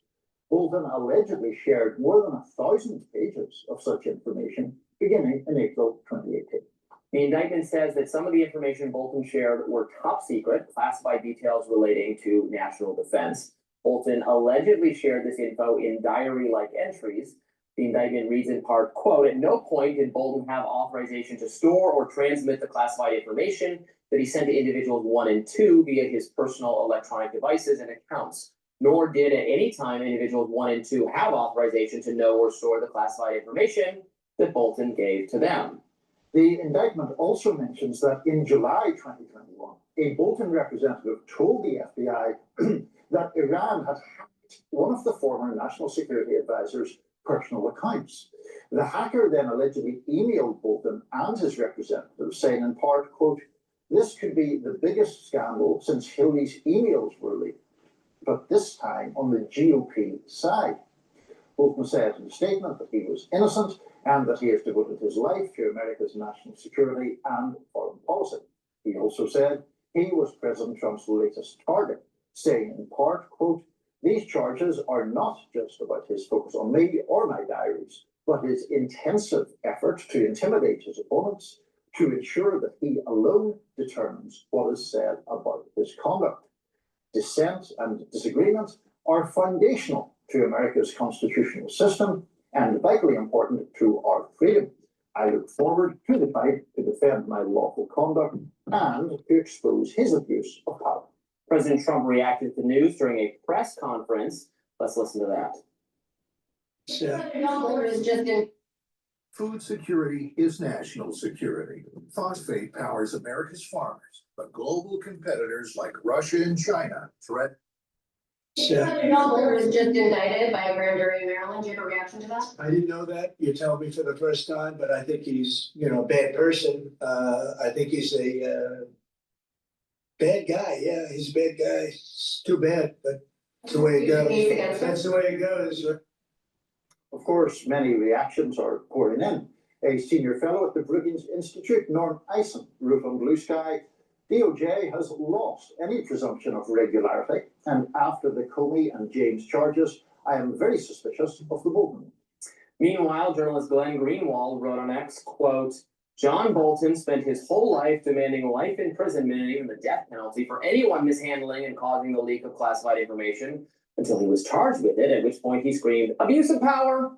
So, I'm actually interested to hear what you have to say about this, Niall. Not that I'm always interested to hear what you have to say, but it looks to me, and admittedly, I haven't gone over every exact detail of the case yet. We still have a lot of information to learn. I know exactly what John Bolton would say about this if this was anyone else caught doing this. That this is a very serious crime. He would overplay how serious it is. That is he's a kind of national security hawk. Transmitting classified documents to other people, even if it's your family members, is obviously against the law. Now we have to wait to hear his defense of why he did this. Was he aware it was classified? It's hard to imagine him not being aware of that. Now I can get into my dislike of how the government overclassifies information overall, which is why Biden and Trump, I was more inclined to let off the hook for not being aware that they had classified information to some degree. Although Trump could have given it back and we saved ourselves a lot of grief when he was told it was classified. But this is different than that. And I know everyone's on the Democratic side, or some of them are going to say it's political persecution. It could be political persecution and also completely legally justified and rational. Yeah, I mean, I think that one of the difficulties of the moment that we're in is that anything that is in any way related to Trump all gets sort of thrown into the same bag together as if it's all exactly the same thing. It is certainly true that Trump has gone after or instructed people to go after Comey and Tish James and Bolton. That does not mean that the strength of the case against those three people are all the same. I think the one against Comey is extremely thin and hazily defined and not borne out by the facts that we do know. Now, maybe more will come out in court, we'll see that. In Bolton's case, I mean, the indictment just has a lot more flesh on it. Yes. It goes into quite a lot more detail about what he is alleged to have done, why what he's alleged to have done would have been illegal, would be illegal, would involve the transmission of classified information in an illegal way. It even includes in some of these emails, like there's one where Bolton to one of these people expresses what sounds like alarm at the idea that the person might have printed out the message as if he knows that it's classified and therefore it should be kept between these people who are sending it around themselves. I think that the part of this is if the conduct alleged in the indictment was borne out, it just seems honestly as if Bolton was operating out of a kind of sense of entitlement, that he's allowed to do it in a way that he doesn't think that other people should be. I mean, I've mixed feelings about Glenn Greenwald, but what Greenwald said there, I would largely agree with. If this were someone else, Bolton would be up in high dudgeon about it, I suspect. Yes, a self-importance. He thinks he's Otto von Bismarck. He thinks he is, you know, commanding and controlling all the world's global affairs, that he's the foremost expert on it, and that he should. We and I had talked about this, that, you know, why, although I suppose this is over a time period where he was in the administration, if I'm and following and then it's like, why do you still have access to classified documents? I mean, this just seems to pose a problem in inviting people to enter legal jeopardy if they're having, if we overclassify everything and then you have access to classified documents, but you're not in the government. What is the point of that? It seems like you're likely to entrap yourself at some level going there. Now, again, I want to know more about what exactly, to the extent they can even tell us, and they'll say it's classified, we can't tell you. And again, the government overclassifies things. Now, the fact that Iran, however, did hack him and made a threatening kind of, you know, that gets into a serious national security issue. So there's that component of it too, that maybe there was actually a breach, so to speak, not just theoretically you did something wrong, but it had no effect. Yeah. There actually was an effect. No, absolutely. And while you can make the argument about overclassification generally, I think across the board, in John Bolton's alleged case, in Trump with the Mar-a-Lago documents, in Hillary Clinton, I have never been one on the left to be like the sarcastic, there was a legitimate issue there, which I think should have been investigated. So yeah, I think these things are problematic. Fascinating. All right. Up next, President Trump is set to meet with Ukrainian President Vladimir Zelensky. Bolton should be charged, convicted, and hung from a tree in front of the White House. Why? Because he's a deep stater. And deep staters were trying to overthrow the power of the presidency of the United States. That's my take. They're traitors. Please go to my store, the-studio-reykjavik.com, and get the collagen. This is a dual purpose supplement. This is a month's supply. It's a powder. It's a very high quality collagen. Shown on the screen here is the typical amino acid profile for this collagen. This collagen will help with your skin, your nails, your hair, your musculature, your bone density, and your joint health. Please go to my store, take this every day, and get healthy. Slow down the aging process. And do some resistance training to build denser bone. All right, let's listen in. It looks like Bolton surrendered to the federal court. This November, New Yorkers can vote on an affordable housing fast track and other city charter reforms. Remember to flip your ballot over and vote on questions 2 through 6. Make your voice heard on the future of our city.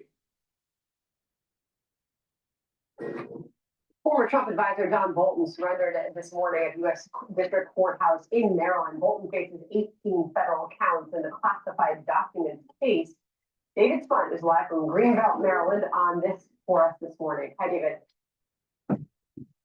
Hi, Sandra. He surrendered about 45 minutes ago. I asked him if he had any comment. He put out a lengthy one last night. We'll get to part of that in just a minute, but he said nothing as we have this video of him walking in the courthouse just shortly after his attorney, Abby Lowell. Right now he's being processed. We're told that he will make an initial appearance at some point here in the next couple of hours here in Greenbelt, Maryland. He is facing 18 counts in this indictment after a grand jury met yesterday. The charges of not only keeping top secret info, but sharing it with family members. The DOJ says he sent diary-like entries about his workdays at the White House and shared information classified to the top secret SCI level, the most sensitive, shared them on messaging apps and personal email accounts with those family members. President Trump reacted in real time from the Oval Office yesterday to the indictment. I think he's a bad guy. Yeah, he's a bad guy. It's too bad, but that's the way it goes. That's the way it goes, right? That's the way it goes.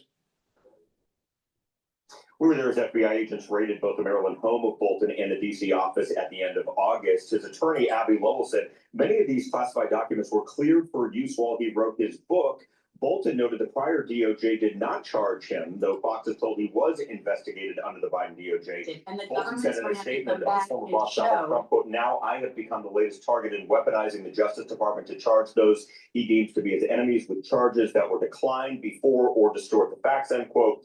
And here's an interesting soundbite from Bolton in 2023 responding to a question about classified documents found in the possession of both then former President Trump and then President Biden. Watch this.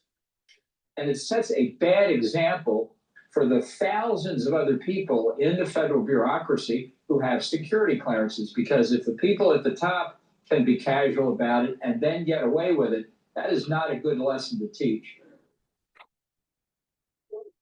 And Bolton now in court surrendering and will have his initial appearance. We'll follow it. You know the problem with this morning. Bolton and Brenner and all these deep staters, they think they're above the law. They think that it's do as I say, not as I do. No. Convict the guy and hang him from a tree. Because guess what? He's a traitor. David, thank you very much. I'm Steve Ducey. I'm Brian Tillman. And I'm Ainsley Earhart. And click here to subscribe to the Fox News YouTube. Please go to my store, the-studio-reykjavik.com, and get this heirloom barley. This heirloom barley has the micronutrients to provide you to slow down the aging process. Now, how does these micronutrients in this heirloom barley slow down that aging process? It brings down inflammation, it detoxifies your body, and it soaks up free radicals through superoxide dismutase. When you're taking this every day, it's a high density protein. This is a month's supply. You take it every day with soft foods, filtered water, a smoothie, or even with milk, but take it every day. And what this will do is that by bringing down that inflammation and detoxifying your body and soaking up those free radicals, you're helping your immune system, your endocrine system, your brain function, your cardiovascular system. Take it every day. Go to my store and get the heirloom barley. Use discount 5 and you get $5 off any order. Let's go to Bloomberg. And also, what Bolton said, selective prosecution, vindictive prosecution. He's the third one. You have Comey, James Comey, the former the former FBI director. You have Letitia James, the New York Attorney General, and now you have John Bolton, who were all on Trump's perceived enemies list. And that's a hard motion to make, that you're going to try to get it dismissed because of selective prosecution. But still, if ever there was a case where selective prosecution was proven, it might be these cases, although this case is different and it's more substantial than the Comey and James cases. I want to piggyback off of that point. One of the fig leaves that the administration is using, at least, is that some of this got started under Biden. Is that about right? Yeah, I think it started with the Trump administration, the first, with the book. But yeah, it was under Biden. It's been going on for a long, long time. So that brings up the question, so why now? Why are they bringing these charges now? And I think that feeds into the other two cases and perhaps more cases to come. And this is different because here you have career prosecutor in charge, and on the indictment you have all the names of all the career prosecutors, including career national security prosecutors who are signing off on this. Whereas with the Letitia James and James Comey indictment, it was done by an attorney who was put in there, an insurance attorney who was put in there last minute when the career prosecutor left, resigned, was fired. Depends on who you talk to, whether it's President Trump or the career prosecutor. And no career prosecutor signed on to that indictment. And she presented that to the grand jury with no experience in prosecutions by herself. So that's a real clear difference. And this is, a long indictment. It's a talking indictment as opposed to those which were kind of skimpy. So, there's so much going on here on so many different levels. And June, we talked about the drumbeat coming out of the White House here. It wasn't just President Trump. It was Peter Navarro who talked about the memoirs when he joined us 1 month ago here on Balance of Power. Let's just rewind the tape and give you a listen. That guy took by his own admission, copious notes in places like the Situation Room, in places where national intelligence secrets were being done. And then he cashed in on that with his memoirs. And he's just been out of control ever since. He's a threat to national security. The guy should be investigated. If they find he's got what we think he might have, that guy should go to a federal prison. Well, he has been investigated a lot, years and years of That's right. investigation. So, and who That was a month ago, though, and it is pretty remarkable hearing Peter Navarro, suggest that you should be in federal prison. But I guess the question in our remaining moment for you, June, you talked about the note to Pam, the similarities when it comes to Comey, James, Schiff, we'll see. But isn't this case a little bit different than the others? Yeah, it is different, and it's a lot more substantial than the others. And as I mentioned, one of the big differences is that career prosecutors were on the indictment and were, so basically that shows that there was some level of career prosecutors who are not political appointees bringing this down. But I mean, remember General Petraeus? Do you remember his book and the leak? Sure. So he got a two years suspended on probation. So, I mean, this does happen a lot. And a lot of times you have, how many times do you hear people writing books after they leave an administration? And are they taking notes about it? Yes. And some of them are national security experts. So, why are they prosecuting this particular case is a question. But it's going to be years, I think, before we find out any real answers. Wow. That means years worth of Bloomberg Law talking about this with the great June Brasso. We've missed you, June. Thank you for being ready for this particular one. We've got another indictment and another not guilty plea from John Bolton. Alongside Mario Parker, I'm Joe Matthew in Washington. We'll turn to geopolitics in Ukraine next on Bloomberg.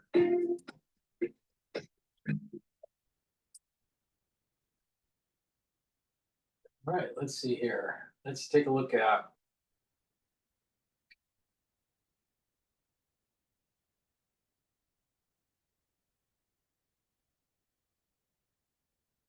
let's listen to Victor James here. Victor Davis. This isn't the garage anymore. This is what comes next. You did what most can't. Turned one idea into a brand that means business.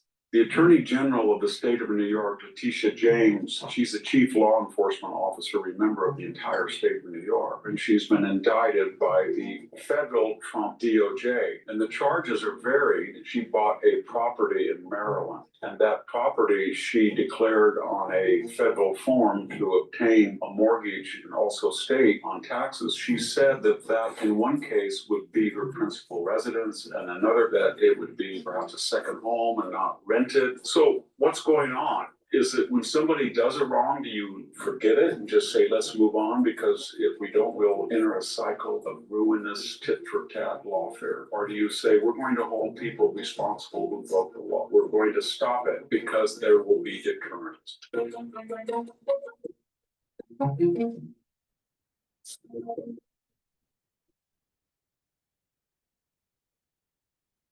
Hello, this is Victor Davis Hansen for the Daily Signal. The Attorney General of the state of New York, Letitia James, has recently been indicted by a grand jury. She's the chief law enforcement officer, remember, of the entire state of New York. And the charges are varied, but they can be boiled down to she bought a property in Maryland. And that property she declared on a federal form to obtain a mortgage and various other considerations that would also state on taxes. She said that in one case would be her principal residence, and another case she said that it would be perhaps a second home and not rented. And as early as 1983, she had applied for an income property where she maybe mistakenly, but she wrongly described the property's square footage and rooms as a rental. And more importantly, she allegedly put her father down as her husband in this 1983 application. So all of this is coming to the fore, and she's been indicted by the federal Trump DOJ, and there's been an outcry. And the issue is not, it doesn't seem to me, she has never said that I never made a mistake on these forms. I was always totally honest. I think her lawyer said she made some errors, but they were insignificant. And by the way, if you're the chief law enforcement officer and Attorney General of New York, you should never be saying anything otherwise that you live in New York. That's by statute. The Attorney General must have her principal residence. There's some indication that she waffled on that as well. So what's going on? The left says this is Donald Trump's revenge tour, that if it was not Letitia James, but it was just some other person, the federal government probably would not have looked at it. That's probably true. But on the other hand, Letitia James, who ran for the Attorney Generalship in 2018, ran expressively on a promise to get then President Donald Trump. She even said, I have my eye on Trump Tower. And by 2022, when she ran for re-election, she ran on a promise to get Donald. He's just reiterating what we know. But the thing is that Letitia James was going after the president and the former president. She wanted that her whole mission was to go after a political opponent. The Democratic Party weaponized the DOJ. The Democratic Party weaponized the judicial system to try to slow down the first term of Trump and to prevent him from getting reelected. And this is the reason why Trump needs to go after these individuals and hold them accountable. Now, what's even better, what's icing on the cake, is that they have improprieties that they're doing, and they know that they're doing it wrong, that they are fleecing the American taxpayer. They're getting paid. They're getting paid to do a public service, all right, and that pay is through taxpayers. And then they think that they're above the law and that they can do mortgage fraud, tax fraud, have classified documents for their book, give it to their children and their spouse on an AOL email. I mean, what the hell is he thinking? What the fuck is he thinking? Who has AOL? Where it is, so you have a deep state and you have a Democratic Party, and a lot of times they're aligned together, that was trying to slow walk or prevent Donald Trump's administration to be successful. And they weaponized the judicial system, and they were weaponizing it not just on Trump, but on his cabinet, on senators. This Arctic frost with the surveillance of the senators, 10 senators they were surveilling. This thing goes all the way back to Barack Obama. But Trump, if you listen to the liberal media, Trump is the tyrant. You know who the tyrant was? Hillary Clinton and Barack Obama. But no, Trump's the bad guy, according to mainstream media. No. We need to hold these people accountable, right? And Bolton was a problem. Bolton was part of that deep state. Brenner, a problem. He's CIA. Comey, FBI. There was an orchestrated effort to try to demonize, prevent Trump from exercising his power in the executive branch, and they were trying to prevent him from winning the election. Why does the FBI and the CIA need to get involved? Why did Barack Obama feel that it was okay for him to try to swing the election? It's treason. That is treason.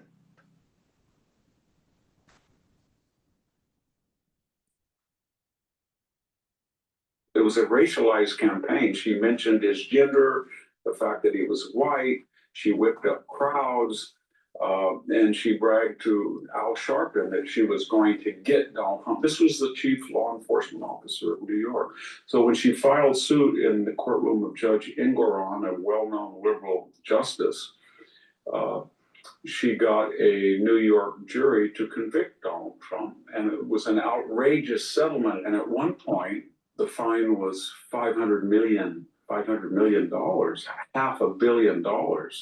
That was a crippling fine that was never heard of. And remember, when she did file the suit against Donald Trump, which was eventually challenged at a higher court and all but thrown out, the gist of the case was that he had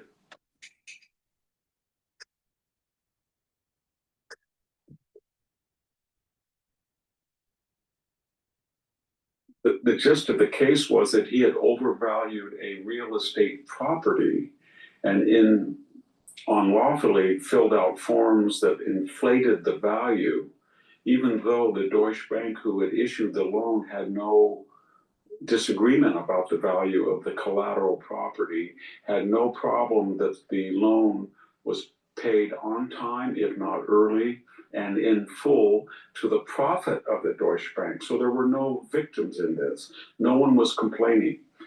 And yet she pursued it. What can we conclude? On the one hand, let's take the left view very quickly, that this is retribution, it's tit for tat, and if we continue this cycle, we're going to descend into a third world country status, where every time a particular party takes over control of the White House. The thing is that if you let the Democratic Party get away with this, they're going to do it again. And not only did they do it to the President of the United States and to his cabinet, they did it to senators, and they did it to average citizens.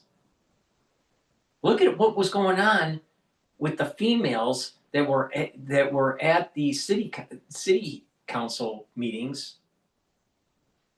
explaining that they didn't like what was going on with their public schools and what they were teaching. And they were considered right-wing terrorists by the FBI. The judicial system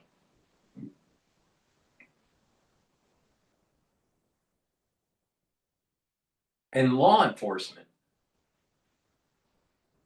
were weaponized against the American citizen. And this is happening under Biden or whoever was running the show.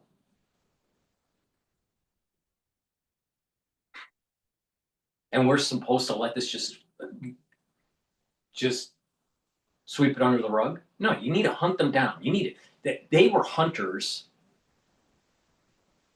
All right, the Democratic Party were hunting conservatives. Now the hunted are now the hunter, and they need to be held accountable.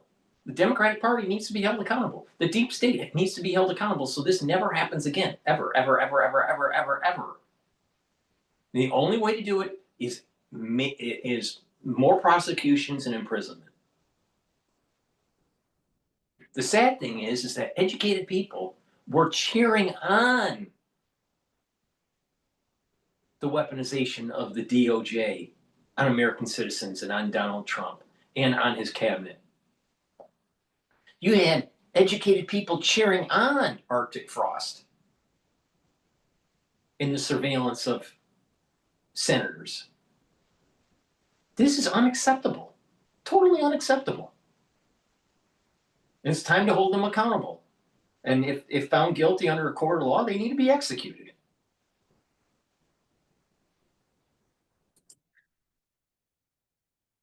To punish their predecessors of the other party. That's something that we should worry about. But on the other hand, we saw with Alvin Bragg and Letitia James and Fannie Willis and Jack Smith a miscarriage of justice. We all knew that those charges that these four prosecutors filed, would have never been filed had Donald Trump said he was not going to run again. B, they will never be filed against any other politician, no doubt. And C, if Donald Trump just said that he was going to run, but he decided he was a rhino or he was left-wing and he agreed with Letitia James' political views, he probably would have got off. He would never been indicted. So, and you can ditto the same attitude from Judge Ingraham. So do you just let that all slide, or do you look at what Letitia James has allegedly done?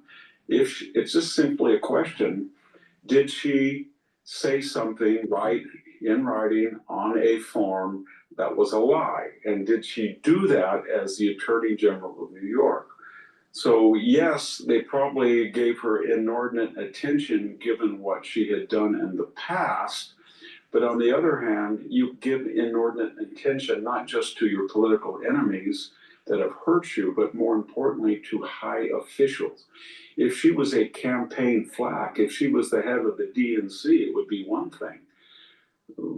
But the Attorney General of New York is the chief law enforcement officer of a huge and important state, and she's got to be above suspicion.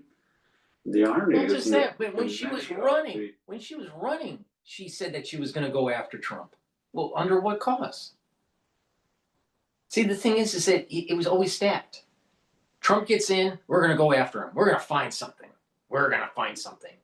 Now, you have the mainstream media saying Trump is like Stalin. Just show me the person and I'll show you the crime. No, that's what the Democratic Party did. Show me the person, Donald Trump, we'll find the crime. No, the Democratic Party needs to be held accountable. And they need to go to jail. They need to be prosecuted. And the mainstream media was in bed with the Democratic Party. They were pushing the agenda to demonize Trump. They were part of the apparatus that was tied in with the CIA and the FBI. And they should be held accountable too. Ali Velshi is just as guilty as Letitia James in trying to overthrow our government. The mainstream media was orchestrated to overthrow Donald Trump's administration. And that's the deepness of this. And they need to go after these people.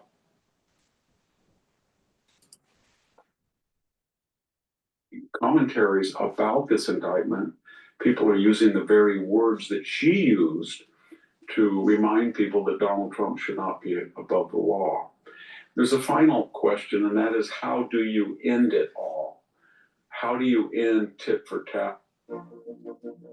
You could spend all day sorting your employees' expenses. Or you could let Rampton. How do you end tit for tat or lawfare against Democrats or Republicans? Do you just allow all of these things that went on? Or do you remind the left that everybody is human, and if you really do want to fabricate charges, you better be above suspicion?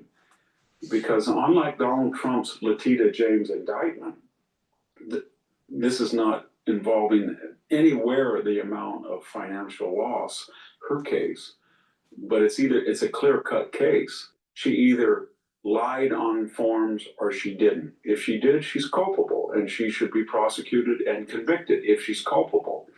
In the case of Donald Trump, I don't think anybody, left or right, thought that he had done anything wrong. In fact, some of the properties that he listed were more valuable than even he listed. So is it, when somebody does it wrong, do you forget it and just say, let's move on? Because if we don't move on, we'll enter a cycle of ruinous tit-for-tat lawfare?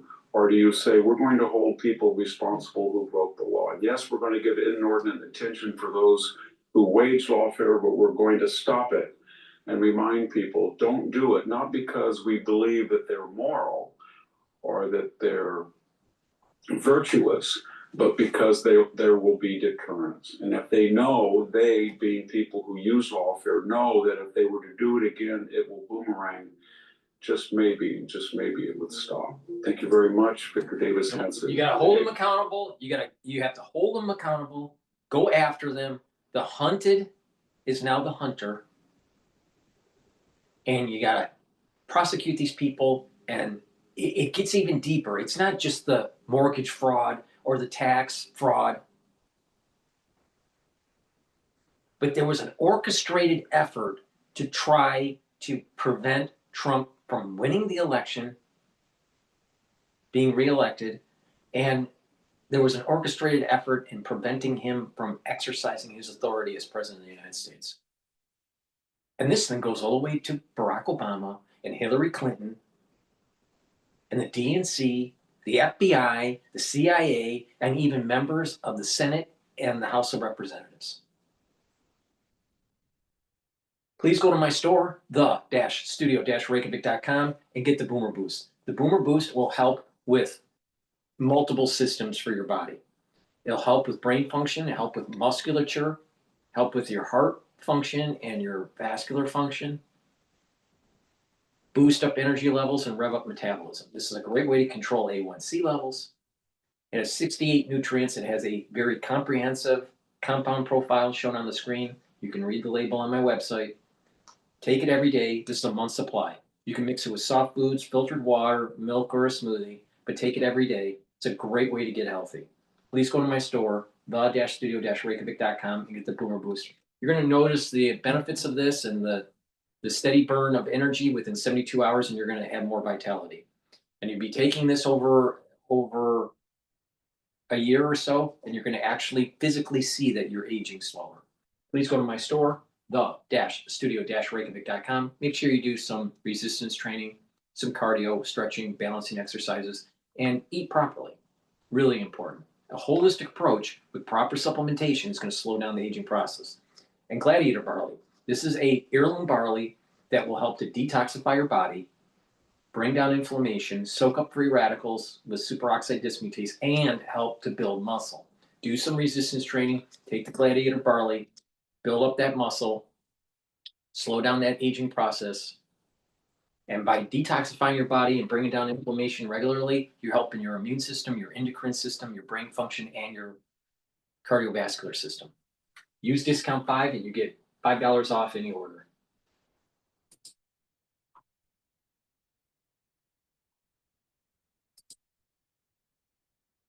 All right, let's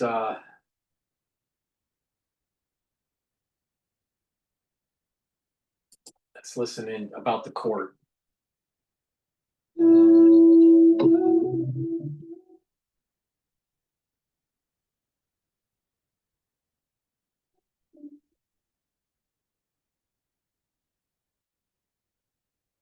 Sometimes people think compromise means squishy centrist. It doesn't. The whole idea of a democratic society is that there must be a consensus, and it's a consensus that should be based on national dialogue. We must not become a hostile, factious, divisive society. We must be a society that has a broad consensus on certain very fundamental values.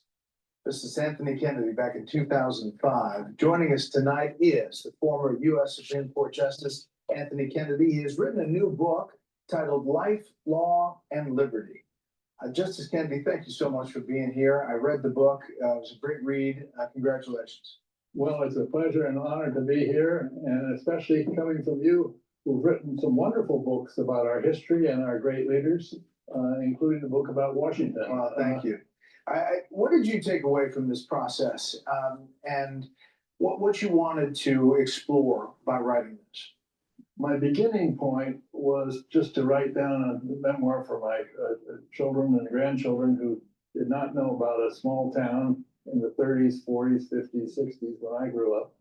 And it seemed to me as the writing progressed that it's very important in this day and age to talk about the marvelous potential of freedom of speech and to make sure that it is not undercut by a hostile, fractious discourse. Justice Kennedy, you retired from the Supreme Court in July of 2018, and obviously a lot has transpired since then. You were the last Supreme Court nominee to be confirmed unanimously, 97-0 back in 1987. I mean, that was a different time, a different era. think that the public and the legislature has every right to contribute to that debate. The Constitution's made for that kind of debate. In your book, you offer some pretty strong concerns over where our current political discourse has taken us. You're worried about it. My concern is that partisanship plays too much of a role in the selection and nomination process for judges. Historically, presidents have appointed members of their own party to the bench, but there should be more emphasis on the other elements of and requisites for a good judge. You've said in recent days that you think maybe the modern Supreme Court now has become too personal, too confrontational in some of the ways they've written. What do you mean by that? Well, you study the court by studying the opinions, and the opinions are a little bit more personal, a little bit more confrontational than, in my view, they ought to be. We're there to disagree. We're sworn to disagree. We love to disagree.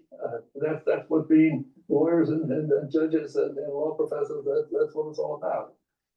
But we have to disagree in basically a friendly way. You know, you were often described by the media as kind of the man in the middle, the swing justice. You write about this in your book, page 217. While I did not pay much attention to the media reports about our work, it would be disingenuous to deny being called the swing justice by the press. That term always bothered me. The case is swung, not me. So it got to you a little bit. Well, the swing justice, it has a visual metaphor. You can almost see someone in your mind swinging from left to right, from right to left. In my view, my views, my ideas were consistent, and it was the cases that were different. I know you've still engaged with members of the court privately, and you obviously had two who served as your law clerks together, Justice Gorsuch and Justice Kavanaugh, back in 1993. What advice would you give them, or do you give them, I should say, about, reaching consensus, collegiality, that sort of thing, from your perspective now looking backwards? It seemed to me both Neil Gorsuch and Brett Kavanaugh have the capacity and the personality and the temperament and the learning to make sure that the court is perceived by the public and in reality is a collegial place in which we have great respect for each other. I did an interview with Justice Barrett recently, and I asked her, they say you're helping to certify this move towards authoritarianism. How do you respond to that? We're not deciding cases just for today. And we're not deciding cases based on the president, as in the current occupant of the office. We're deciding cases about the presidency. That's the criticism that this court is somehow empowering President Trump to trample on democracy. How do you look at it right now? Each branch of the government has a duty to obey the Constitution. There are many things that happen that cannot be brought to the courts. And even in those cases, in every instance, every day, every member of the executive branch, every member of the legislative branch has to remember to respect and understand the meaning of freedom and the meaning of liberty in the Constitution. What's the most consequential opinion that you wrote that you look back at and say this was it? Well, perhaps the flag burning case was one. We have to remember that the freedom of speech is not just for speech that we like. And it seemed to me that the flag case, difficult as it was for the. Is it free speech to burn the American flag? Yes. But the thing is that doesn't mean that you should condone it.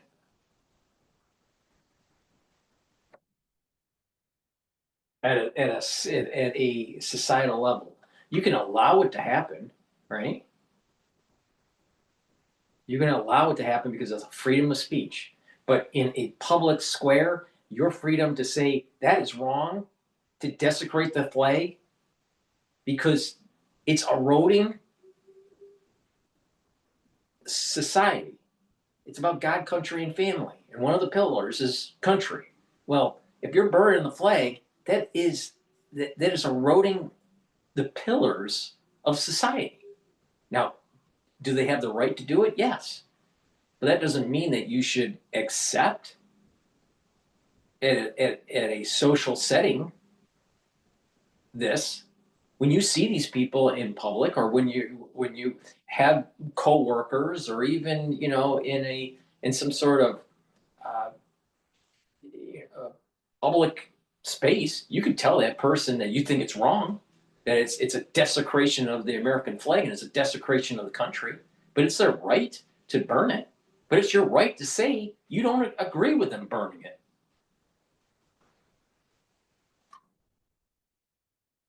I personally think that it is disrespectful to all the men and women that served our country throughout any time period. When you burn the American flag, that's a desecration. And this is the reason why I am so pissed off of the Harvard brat students that were protesting, and they had the encampment in the Harvard yard, and they rose the Palestinian flag above John Harvard in replacement of the American flag. Totally unacceptable. Totally unacceptable. Is it their right? Oh, it's their right for freedom of speech. But they're desecrating this country, and they're desecrating the ultimate sacrifice of men and women that served our country.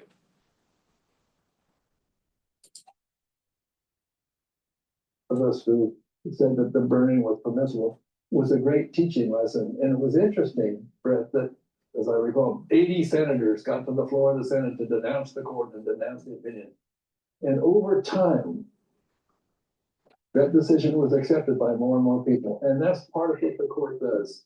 We give reasons, hoping that over time, we can be respected by a majority of the American people. Last thing, in this memoir, you point out that in this life and where you are now, you give some thought about your legacy. How do you want to be remembered? Because of my respect for family and my neighbors and for the American people in general, my purpose was to show that the law is something that all of us can love, because the law opens new avenues for us to see a world beyond. Justice Kennedy, thank you so much. The book again, Life, Law, and Liberty. Thank you again. Thank you so very much. It's an honor to be on your program, and congratulations on your own wonderful writings. Hey, Sean Hannity here. Hey, click here to subscribe to Fox News YouTube page and catch our hottest interviews and most compelling analysis. Able to have an advocate in the city, in Bracy Mansion, someone that maybe isn't his best friend, but one that he can predict, one that he can understand where he's going to go. I've heard other political people say that maybe Mamdani is the best foil for Donald Trump, because he can point to New York City over and over again as a city that's not performing the way the president thinks it ought to be. So to me, there's no way that Mamdani does not win. To me, as long as he makes no more errors. Last night's debate was a tremendous performance on his part, and good for him. Well, there you go, from both our Democrat and Republican members of the panel. Cuomo was making the point, Jeannie, that if you elect Mamdani, you're going to have Mayor Trump, because tanks will be rolling in the streets of New York before election night is even over. Curtis Sliwa had a different take on this. Let's listen to what Mr. Sliwa had to say. The president is going to back down to you, Andrew Cuomo. I know you think you're the toughest guy alive, but let me tell you something. You lost your own primary, right? You were rejected by your Democrats. Why and do you you have a accept that difficult regard? understanding that what the term vote is. Right. You're not going to stand up for Donald Trump. I agree with Curtis. I agree with Curtis. Mamdani gets in there. First of all, I mean, he's got the right accent for the job, Jeannie. I guess that's just not worth enough to put him over the top here. But does he have a point when it comes to Cuomo? We talked about the difficulty he had in the primary. his ability to recover seems impossible. Slee was essentially providing the same analysis you are. Yeah, and Curtis Lee, I'm telling you, it's a debate to rewatch. He had so many good zingers. He was calling Cuomo the architect or the father, and Mamdani the apprentice. I mean, for people who don't like politicians to begin with, it's a great quip. And you know, Donald Trump was really the candidate on the stage who wasn't there. I mean, they kept talking about him, and it's a big deal in New York. There is no love lost for hometown boy Donald Trump in New York City, as we all know. And so, you know, Curtis Lewa really did have a really good comeback to Andrew Cuomo. You know, the thing is course, that so she did just said that, and she's assuming everybody in New York is a Democrat. Not everybody in New York is a Democrat. I live in New York, and I'm a Republican. But she's now a fellow at Harvard's Kennedy School, the pantheon of intellect. God. Millionaire donors and blah, blah, blah. And so that is an attractive message for New Yorkers. You know, for Mamdani, Trump's continued attacks are really helpful in a city that doesn't like Donald Trump that much. And one thing I would say about Sliwa, he's a different Republican because he's a leading Republican, obviously, but one that Donald Trump doesn't like either. I mean, he accused him of wanting to bring his cats into Gracie Mansion. And so, you know, for Curtis Lewa, he's walking this very tight line. He has a lot of cats for anybody who doesn't know. I love cats, so I have no problem with it. No cats on stage last evening. And, you know, if you made it through this remarkable debate, you get to the softy questions at the end. Usually they'll ask you if you could say something nice about the other opponent. Last night it was about breakfast. Okay. And if you're a New Yorker and you're asked, I'm looking at you, Lisa Camuso Miller, who called the New Jersey governor's race based on a pork roll comment from Mikey Sherrill. The food stuff's important. If you want to protect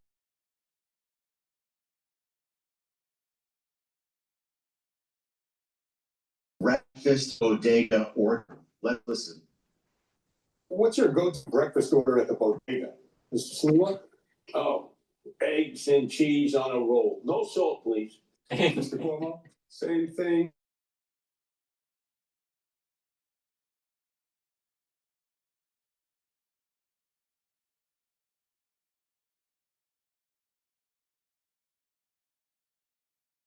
Right down to the no salt.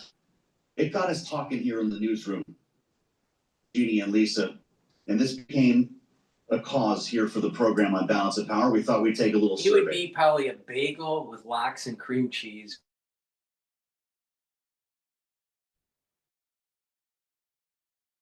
Balance of Power team bodega orders. We're all part of this now. I'm just going to come right out with it. I'm a bacon, egg, and cheese on an English muffin guy. You can call me an elitist, but that's what I'm going to do. It turns out I might not be alone. Justin and America's producer, James Mahoney, both went bacon, egg, and cheese, but they went with the SPK, Mario. Salt, pepper, ketchup. Elizabeth, egg and cheese on a roll. CC, sausage, egg, and cheese, just like Nicholas. Salt and pepper on one. Pepper and ketchup on the other. So Nicholas is going no salt. How about you? We got a minute left. Well, I'm from Chicago, so we don't really do the bodegas, but I do see in the movies where they walk in and say, hey, give me a chopped cheese. Okay. Just like the movies, Lisa, you're the food expert here when it comes to politics. Did Cuomo just lose the race based on this one question? Nah, but listen, it's pork roll, egg, and cheese all the way on a hard roll. That's the way to go. And the no salt just reminds us that these guys are old. Jeannie, are you going to give me some tofu or something? What are you hitting at the bodega? Worse. Number one, I feel so much empathy for Andrew Cuomo because I would have been like, the same, I guess. I have no idea. Because I would just do coffee. I would be doing my coffee. I have nothing. I defer to Lisa. Yeah. Black coffee would have been a pretty cool answer, I have to admit. Absolutely. Well, thank you, JD, Shan, Zeno, Lisa Camuso Miller. Thank you so much for joining us here about. Please go to my store, the-studio-reykjavik.com, and get this C60. You can get it in MCT coconut oil, extra virgin olive oil, and in avocado oil. Take a teaspoon a day, every day. C60 is a molecule that's 60 carbons, looks like a soccer ball, or a fullerene is the technical term. Take a teaspoon a day, and what it's going to do is it's going to soak up free radicals. And by soaking up free radicals at the cellular level, your cell will be less stressed and its processes will be better. It's going to soak up those free radicals and help with the health of the mitochondria. Your energy levels will go up. You'll have more ATP. The cells and the tissues will perform better. By soaking up free radicals, even at the vascular level, you're reducing plaque formation. By soaking up free radicals at the cerebral level, you're improving neural health. You're reducing the stress of the neuron. You're improving the mitochondrial health in the neuron, producing more ATP in the neuron, more neurotransmitters, and over time, your neuroplasticity will improve. That means you're going to be thinking faster and you'll have better memory. In addition, by soaking up free radicals and bringing down stress levels and inflammation, you're going to improve your immune system and your endocrine system. So please go to my store and get the C60. You can get it in a 2 ounce, a 4 ounce, or an 8 ounce configuration. It is cheaper per ounce to get the higher ounce configuration. Use discount 5, you get $5 off. Take a teaspoon a day every day. I've been doing this since 2016. It slows down the aging process. It also improves the basal layer of your skin so you look younger over time. You will feel the effects of C60 within 2 months, but you need to take it every day. Take a teaspoon a day. If you're not feeling well, it's the fall or the winter season, it's really important to soak up those free radicals. So please go to my store, the-studio-reykjavik.com, and get the C60.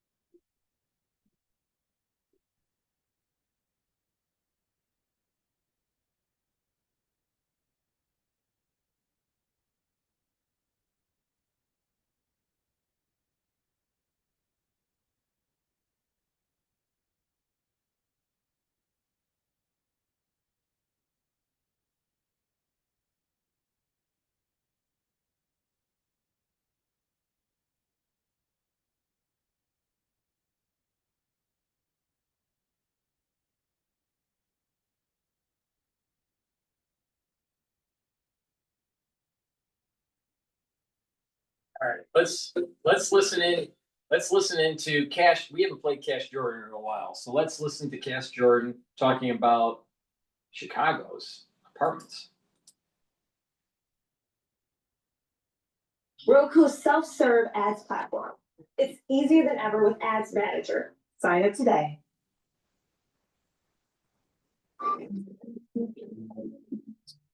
Penny for your thoughts.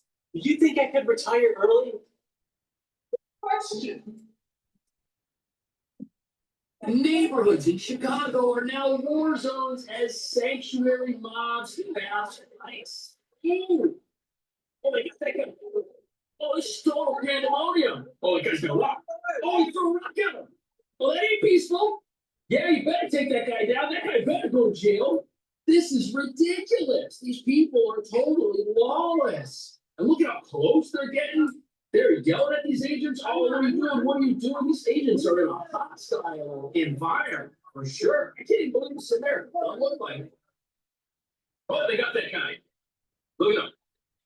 Look at him fighting. Apparently, these ICE agents are here because some Trinidad gang members rammed their vehicle and brought them to this neighborhood. And it is so dangerous because any of these people could be armed. We know there's gang members here. I wonder how many of these other people are gang members that haven't been arrested yet.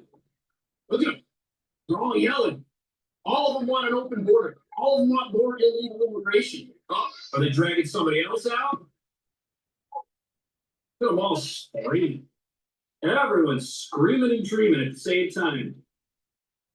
Terrible. This is so crazy, man. What mayhem. None of these people are helping. They're not helping the situation by being out here. This would be calmer and more peaceful if everyone just ignored this. But no, they all came out. This is like the middle of the afternoon. Don't people work? Does anyone work around here? Or is this their job to harass ICE and attack federal agents? That might be their job. Look at everything on their steps, on their stoops, got the dog out. Like what, you gonna release that dog and let him attack somebody? This is terrible. Look at this. This is what the Democratic Party wants to do to America. And this is the stuff that Trump wants to come in with ICE and with the National Guard and fix. All right? There's a major problem with crime in the city, with illegal immigration, and it's time to clean it up. And the Democratic mayors allowed it to happen. They allowed it to happen, and we need a strong president that says enough is enough. We're not putting up with it anymore. All right, let's go back to Bloomberg. We keep track of the Friday trade here. Thanks for joining us on the Friday edition of Balance of Power on Bloomberg TV and radio. President Zelensky about to make his fourth appearance at the White House, and we've got our eyes trained on the West Wing, where media have gathered in the driveway waiting for his arrival. Zelensky just across the street at Blair House, enjoying the full services of the White House complex, so he's not far away. They're going to sit down for a conversation that we're going to bring you in the room for, remembering that we have had a few different versions of this, including Zelensky's first visit to President Trump in this term that devolved into a shouting match. He has since had better conversations, but new questions following President Trump's conversation with Vladimir Putin yesterday, in which he did not suggest that Tomahawk missiles were on the way to Kyiv. With me now in our Washington bureau is Bloomberg's Mike Shepard, who's also keeping his eyes on the White House today. Mike, what should be our expectations after this talk with Putin? Oh, that really is the big question. Yeah. And it's more a mystery about how Trump will present himself in the U.S. to Volodymyr Zelensky this time around. Will the call with Vladimir Putin from yesterday influence to a great extent the call or the conversation we're about to see take place? Remember that Zelensky is coming to the White House with a series of requests. One of those, of course, is for some longer range weaponry to be able to strike deeper within Russia at those air bases where they've been launching those drone attacks, and also at some of the industrial production for the defense base of Russia. And yet the coolness that Trump signaled to sending Tomahawk missiles was a bit of a reversal from what he had said several days beforehand, where he had floated the idea of sending Tomahawks to bolster Ukraine, but also send a signal to Putin that it's time to come to the bargaining table. Yeah, you wonder what Putin said to him yesterday, particularly to get President Trump to the point of floating another meeting. It was suggested later that that may happen. We don't know if there's in fact going to be a gathering in Hungary, but if that does happen, has Vladimir Putin done anything to deserve it? Well, so far from the view of many foreign policy observers here in Washington, the answer is a clear no. And even in President Donald Trump's eyes, since the Alaska summit back in August, Vladimir Putin has not taken any really concrete steps, Joe, toward moving to the bargaining table to trying to end the war that he started with the invasion of Ukraine in February of 2022. And then prior to that, with the annexation in violation of international law of Crimea. So the Russian government's moves toward trying to reach this peace deal that President Donald Trump promised on the campaign trail, said could be done in a day, really has not been enough to satisfy Trump, who's been increasingly frustrated by this. You wonder how the last three meetings will inform President Zelensky's posture and maybe check his frustration at a moment like this. Well, he has learned how to read Trump a little bit better. And the more that he spends time with President Donald Trump, the better he understands how to react and, engage in some of the flattery that we have seen other foreign leaders exercise and show to the U.S. leader to try to win favor, to try to win approval and win over his view to join theirs, whatever it may be. And in this case, we will have to see if that will go as far as making that offer on weaponry. Now, Volodymyr Zelensky doesn't go into this completely empty-handed. One thing he is floating is this idea of collaborating with the US on drone production. And that is something where a lot of innovation has occurred in Ukraine. Necessity is the mother of invention. And they've really been able to advance their industry and to a large extent, Joe, on the cheap. And it's the kind of thing that could be replicated here. And there is an interest in the defense space and in the current administration in trying to adopt some of that innovation and sophistication. So we'll see if the US president accept some of that and perhaps offer something else. Maybe that could be some common ground that would result in an announcement. Mike, thank you so much for helping us get ready for this. Shep with us live in Washington as we wait to hear from both presidents at the White House. And we are spinning a couple of plates today, as always. It's day 17 of the government shutdown. Lawmakers are not in town. But Washington is actually quite busy this week with the IMF meetings underway. And as we wait to hear from President Trump and President Zelensky, it's a great opportunity to bring you an important conversation with the IMF meetings underway now, with the UK Chancellor of the Exchequer, Rachel Reeves, who sits down now with my colleague, who you know from Bloomberg Surveillance here on Bloomberg TV, Lisa Abramowitz at the IMF. Lisa, take it away. Thank you so much, Joe. I really appreciate it. I am here with the Chancellor of the Exchequer of the United Kingdom, Rachel Reeves. Chancellor Reeves, thank you so much for being with us. You're heading into a pretty tough budget season. There's the expectation that taxes are going to have to go up and that spending is going to have to cut.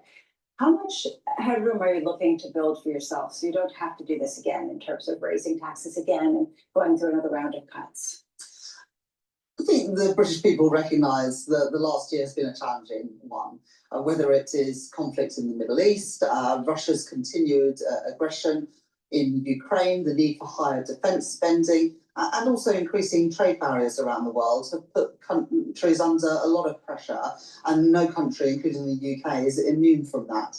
But I've also been really clear that we will continue to meet the fiscal rules that I set out in my budget last year, and we will get debt down as a share of our economy, we will bring down the deficit, and we will balance day-to-day spending with tax receipts. When we get the full forecasts from the Independent Office for Budget Responsibility, we will make sure that we are continuing to achieve those things. In terms specifically of the headroom, the headroom has been lower in the past. It was as low as £6.5 billion in the last parliamentary session. Obviously, more headroom would be good, but there's always trade-offs because, of course, to build more headroom, you would have to increase taxes further or cut spending further. But we'll continue to manage that balancing act. But I recognise that in a world as volatile as it is today, having a bit more of a buffer can help absorb shocks. You talked about raising the taxes, and in a previous interview, you were talking about particularly targeting wealthy residents of the United Kingdom. Is that really the focus right now? Is it broader based in terms of the tax raise you have in mind?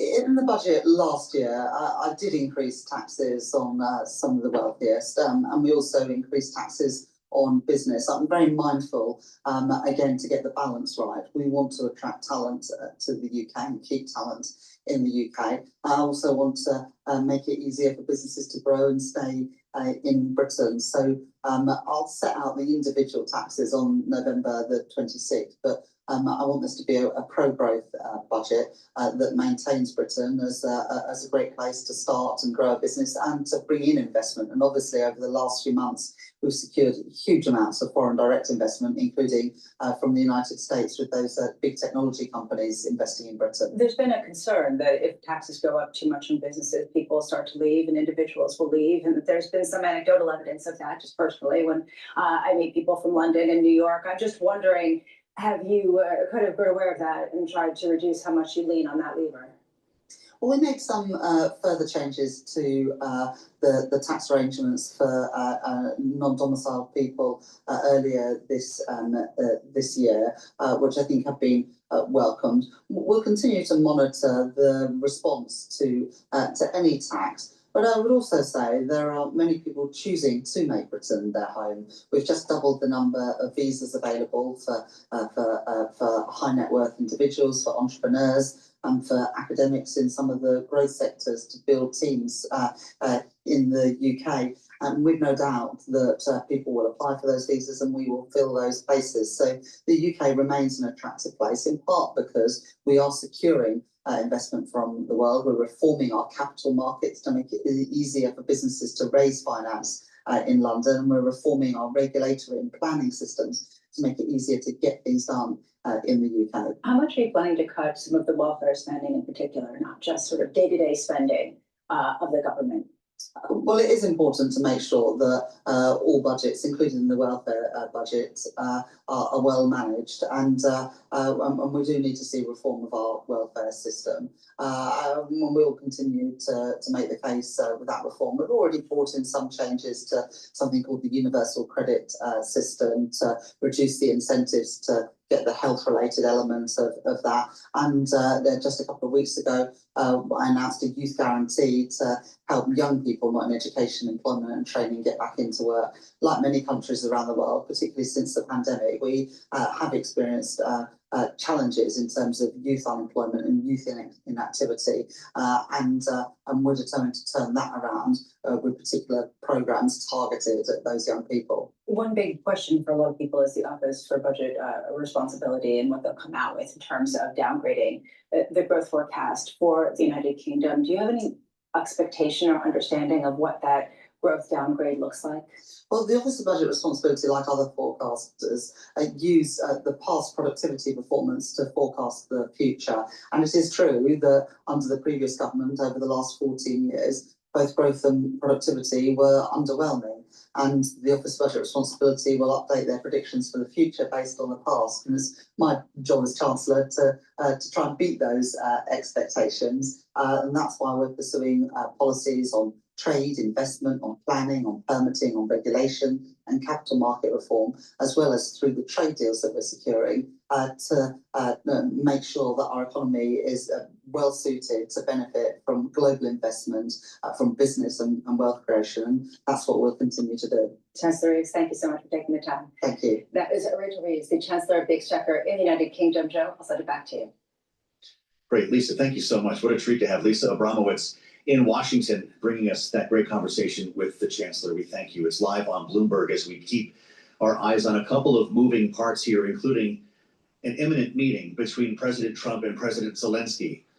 They're preparing in the West Wing for his arrival right now. He was supposed to be there about 13 minutes ago at the top of the hour. These things tend to go late when these two gentlemen do sit down.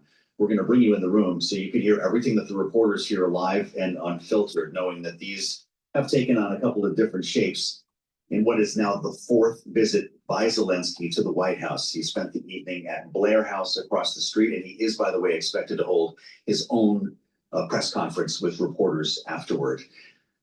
Now, we did hear from President Trump about this meeting yesterday because he spoke on the phone for some time. It was a 2-hour call, we understand, with Vladimir Putin, remembering that Zelensky wanted Tomahawk missiles, cruise missiles that could reach Moscow to help turn the tide in this war. President Trump suggested that he was considering that request. But then we heard from him yesterday following his call from Putin, and it's unclear where we stand. Here's the president. We talked about it a little bit, didn't say much, but I do say to you, you know, we need Tomahawks for the United States of America too. We have a lot of them, but we need them. I mean, we can't deplete for our country. So, you know, they're very vital, they're very powerful, they're very accurate, they're very good, but we need them too.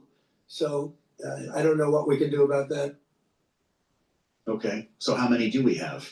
How many could we afford to give? And what difference would it actually make in the war?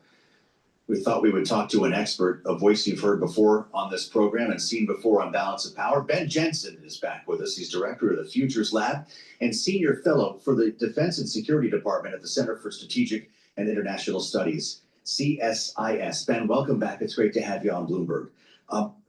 Some basic questions to start with here. In terms of the efficacy of a Tomahawk missile, if you put this in the hands of the Ukrainians, could it in fact reach Moscow? What type of damage would it do, and what would be the impact on the war? Sure, yeah. Great to be back again, and because you have empirical viewers, let's start with just the facts. Super. The Tomahawk, the way it works is it does have the range characteristics where fired from either in the air, can go further, or from the ground, not as far. but either firing trajectory would mean that it could reach strategically important targets in and around Moscow and other centers. This is why Putin really needs to try to declare a new red line, whether we up to like his 20th red line, who knows? But that's the real efficacy of it, its range. The other key factor isn't just that it can go far with a big boom, it's how it actually flies. The Tomahawk is amazing because this is actually old 80s technology. It actually flies based upon digital maps it creates the terrain beneath it. So this means it actually is less susceptible to GPS jamming because it's following its own almost version of terrain recognition.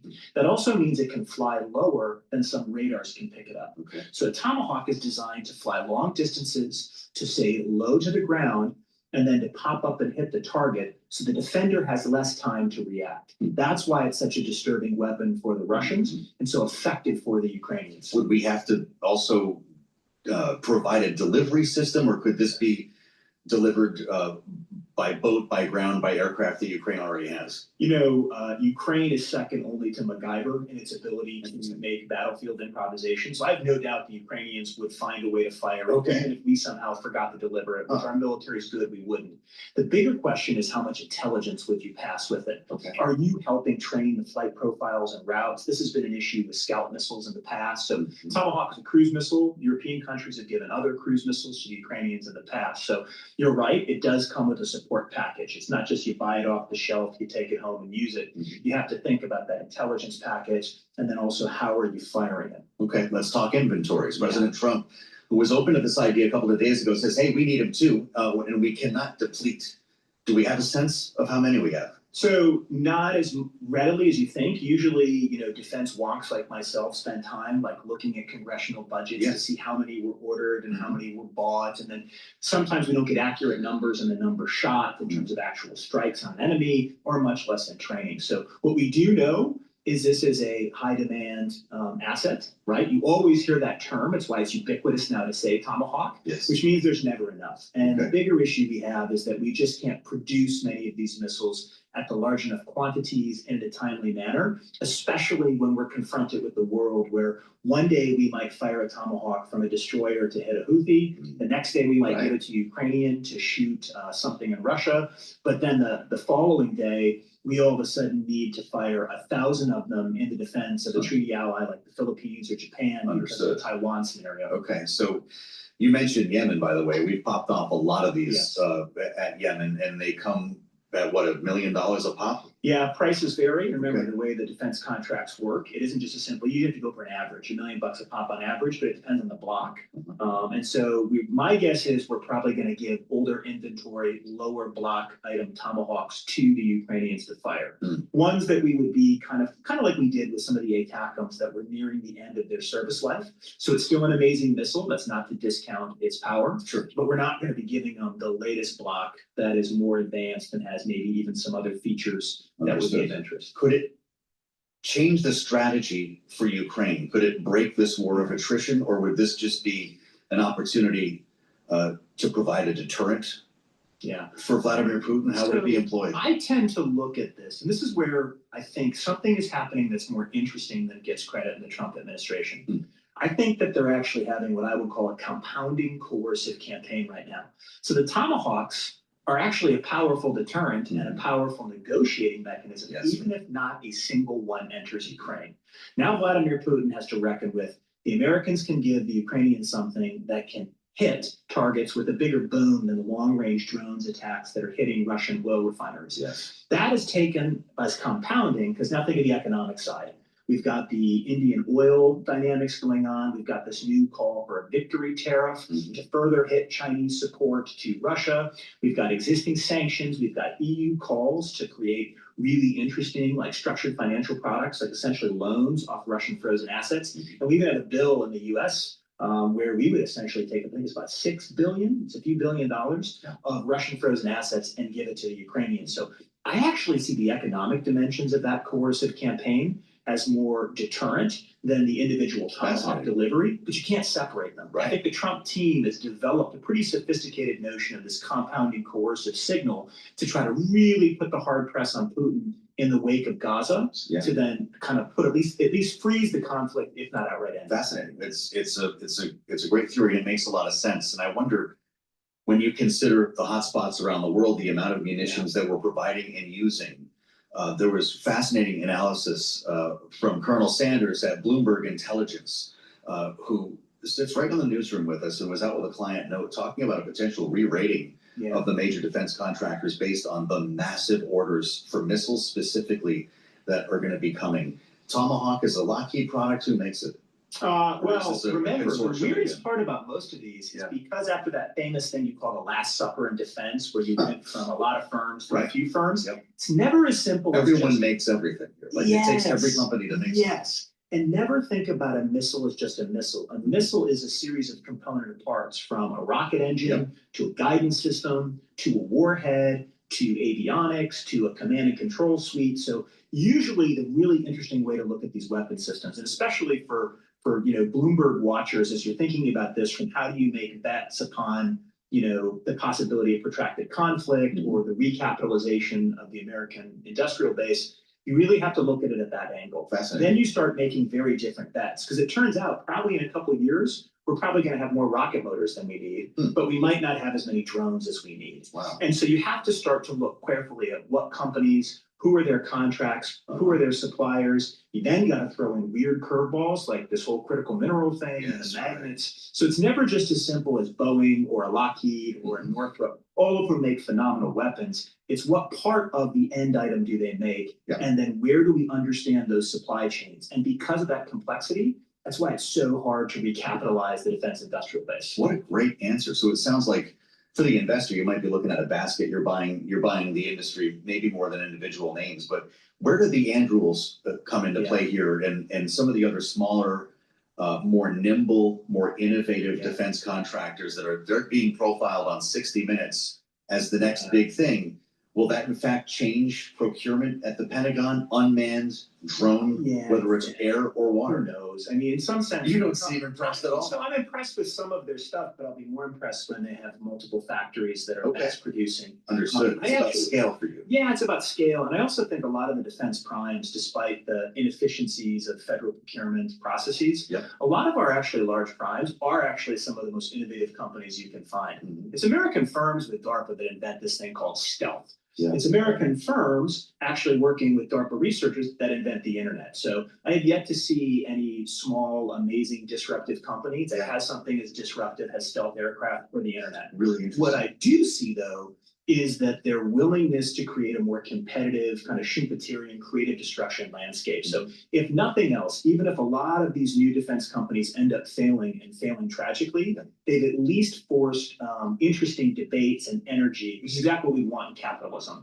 So I think they're serving a really important function. I think some of them will do amazing work, but don't discount some of the amazing stuff that these larger defense firms make. How much did we just learn in the last 10 minutes from Ben Jensen? Come on every day. That was truly helpful, and I think we got a lot out of it, Ben. Thank you so much. Always love CSIS, which is just an incredible stable of talent and insight here on the program. Ben, thank you so much for being with us here. Keep this in mind when you hear President Trump and President Zelensky talking about Tomahawks, and when reporters ask about that. That could kick off at any moment. We're going to bring it to the White House when President Zelensky arrives. And of course, we're always keeping tabs on Wall Street. We've been talking stocks a little bit here with regard to defense, but let's get the big picture right now. Alexis Christophorus has Wall Street for us covered at World Headquarters in New York. Alexis? Another roller coaster ride on Wall Street today, Joe. An earlier rally starting to lose a little steam here. Investors still trying to shake off those bank credit concerns at a couple of regional banks, which we know sparked yesterday's big sell-off. So right now,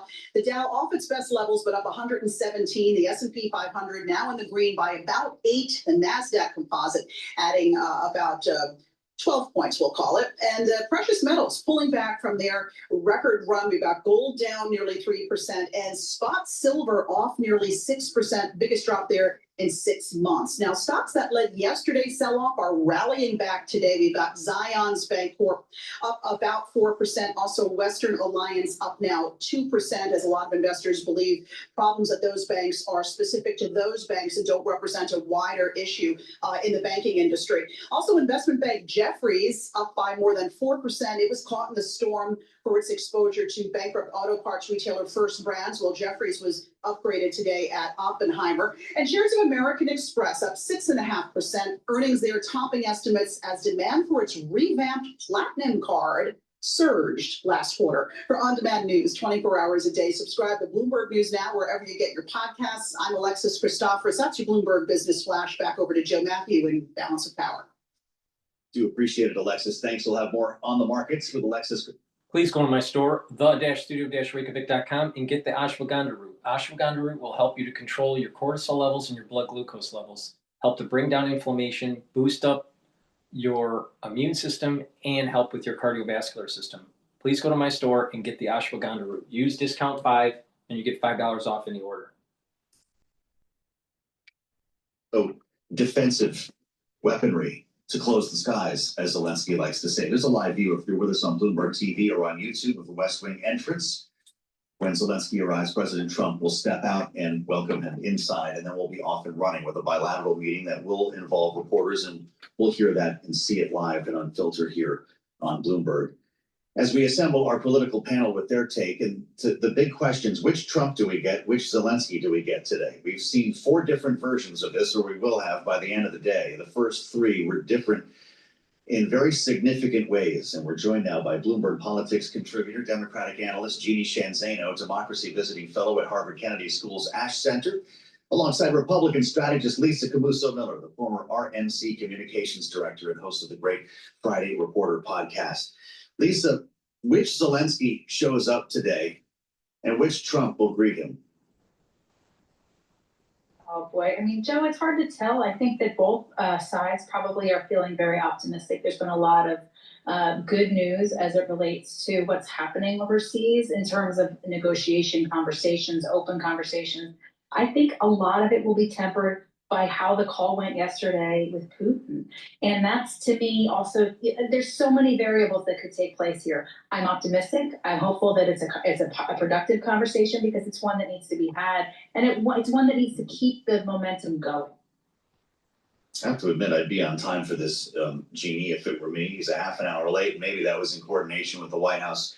That we don't know. He's staying literally across the street at Blair House. Be curious to see if he walks or drives over.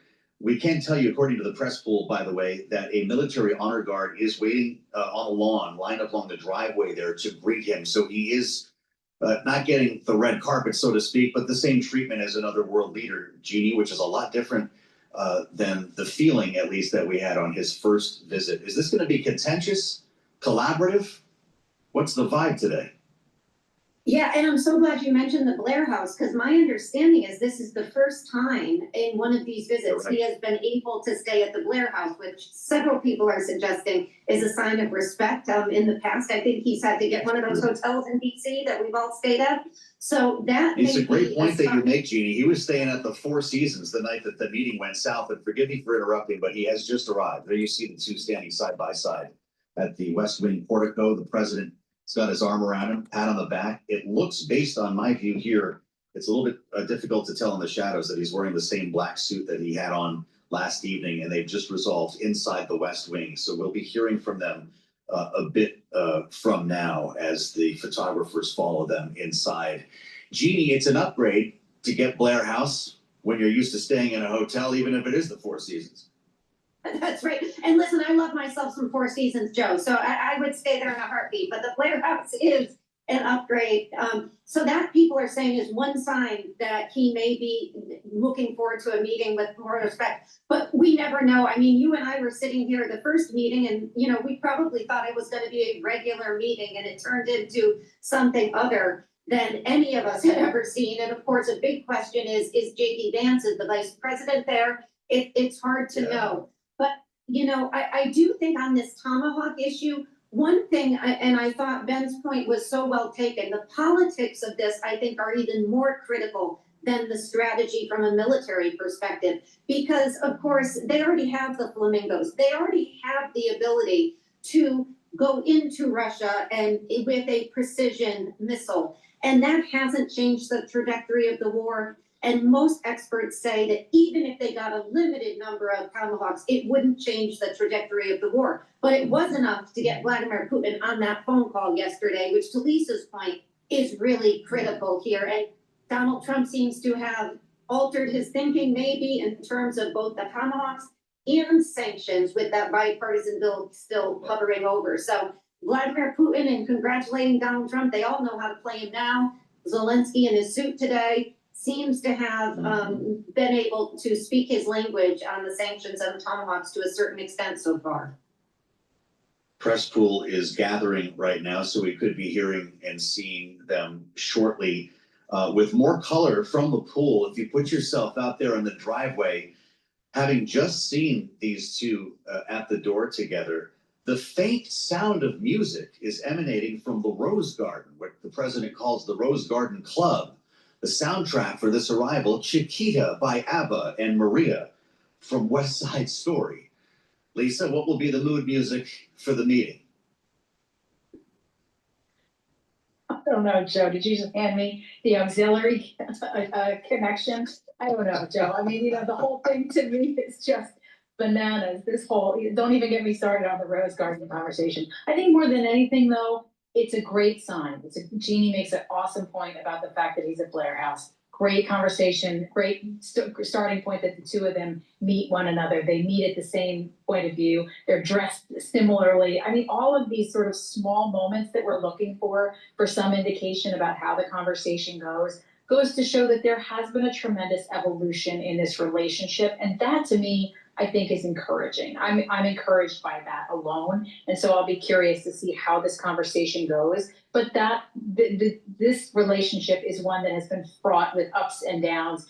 The other point Jeannie makes is very good. Who knows who's in the room? Is it the vice president? Is it someone else? Is it Pete Hegseth, right? So all of these pieces are really set to be played out today. We'll wait and see.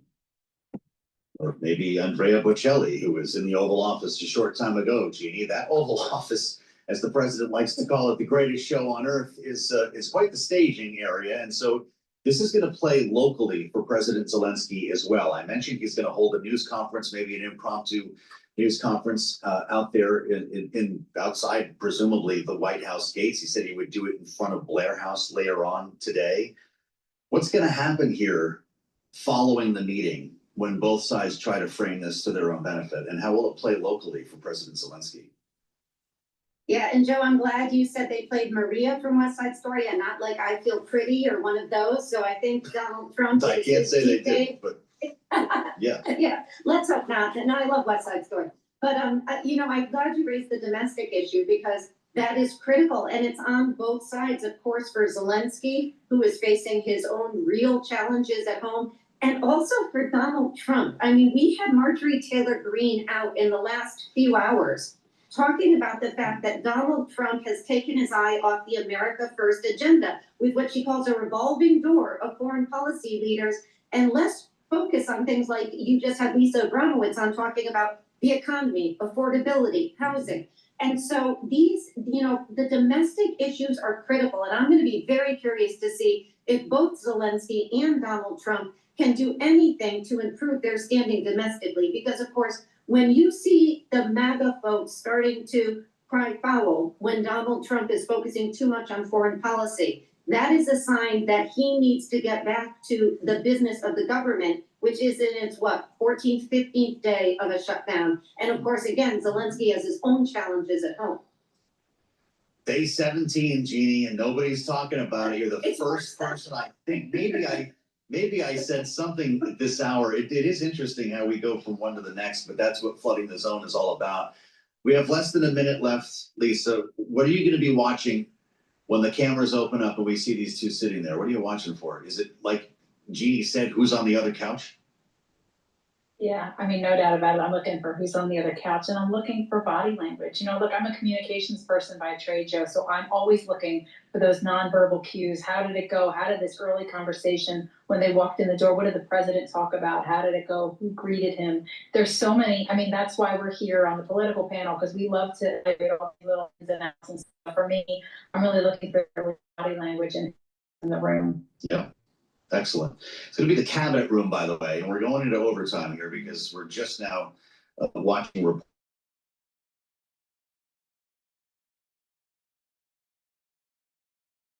the long cabinet room on Blue TV. And once the president here, they get the boom mics out, we will get up and rolling here. JD was asking the question, of course, who is in the room, and we're getting a sense of that now. JD Vance is sitting right next to the president at his right, and Marco Rubio at his immediate left, with the Secretary of Defense, Pete Hegseth, and the Treasury Secretary, the next seat over. These are typically the sort of assigned seats that we see at meetings like these. President Zelensky in the White House. If you're joining us right now on Bloomberg TV, these are live pictures as we wait for this conversation to begin. There's no telling how long it will go or what questions will be asked, but we do have the press pool in the room, and we start now with live coverage here on Bloomberg TV and radio. Here's President Trump. Has endured a lot. I mean, he really has. He's endured a lot, and we've endured it with him. To be honest, it's been a long time, and I think we're making great progress. So we're going to be talking about that today. We'll be talking about what took place yesterday with my phone call with President Putin, and I think that things are coming along pretty well. It began with Alaska, where I think certain guidelines were discussed, and we want to see if we can get this done. This was long ago into the Biden administration. I came here and we inherited this, and we'd like to see if we could finish it, end it. We want it ended. So many people have died in this war, and we're gonna get it ended. So I just want to thank you all very much. If you have a couple of questions, go ahead, please. In fact, before I do that, let me just ask the president to say a few words. Thank you, President. Sure. Glad to meet you again, Mr. President. Thank you very much for the invitation. Again, my congratulations with your successful ceasefire in the Middle East. Thank you. Yeah, and you did it. And I think it's a momentum to finish Russia's war against Ukraine. I think that, yes, we understand that Putin is not ready. I think not ready, but I think that I'm confident that with your help, we can stop this war. And we really need it. We see that they don't have successful steps on the battlefield, and it's good. I think that their army is weak now, but a lot of losses. They have a lot of losses, and the economy and people. And I think this is a very important moment. And I wanted to thank you, Mr. President, after our phone calls. Yesterday, I had a good opportunity to meet with the big American energy companies. They're ready to help us. Yes, after all these attacks on our infrastructure, Russian attacks, etc. And I had also meetings, thanks to your team. We had meetings with the good military companies. We spoke about air defense, and I want to share it after with details where we are. Thank you.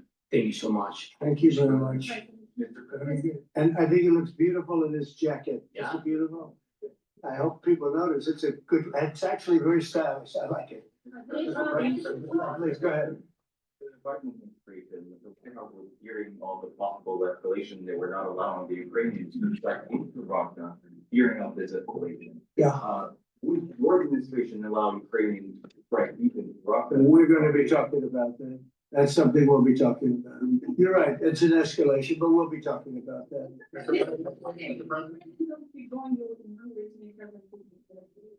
Because it's the leader that we like. We like Viktor Orban. He likes him. I like him. It's a country that's a safe country. Done a very good job. He's been a very good leader in the sense of running his country. He doesn't have a lot of the problems that other countries have. And so we've decided that we'll be going to be with Viktor Orban, and he will, I think he'll be a very good host. President Trump. It's in Hungary, yeah. We're doing Hungary. To be determined, but I would say most likely it's going to be a double meeting. It'll be a double meeting, but we will have the president, Zelensky, in touch. There's a lot of bad blood with the two presidents, and I'm not speaking out of turn when I say it. It's a very difficult situation. You know, we just settled the war, and after thousands of years, I guess, people say anywhere from 500 to 3,000 years, and I was in rooms, as you saw, because you were with me, a lot of you were with me last week, with leaders that didn't like each other, but they were able to get along. These two leaders do not like each other, and we want to make it comfortable for everybody. So one way or the other, we'll be involved in threes, but it may be separated. President Trump. President Trump. We'll see what, where are you from? Okay, good, good, yeah. President Putin doesn't make the peace in Hungary. What is then? Do you have? Well, let's see what happens. I mean, you know, what if? I think he will. I think that President Putin wants to end the war, or I wouldn't be talking this way. I think he wants to end the war. I spoke to him yesterday for 2.5 hours. We went through a lot of details. He wants to get it ended.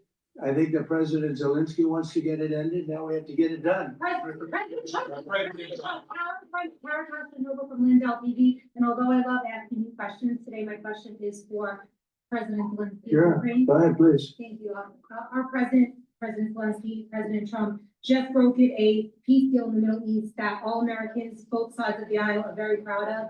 But to meet that deal, both sides had to make concessions.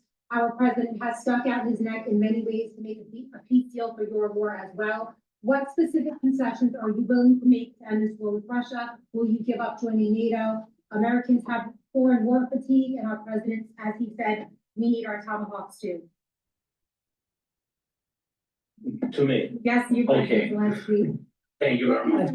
That's some question. Thank you. So many questions in one. Thank you very much for your question. First of all, I think we need to sit and speak. The second point, we need ceasefire. Even now, you see in the Middle East, it's very difficult to hold ceasefire everywhere. In every war, it's very difficult. We want peace.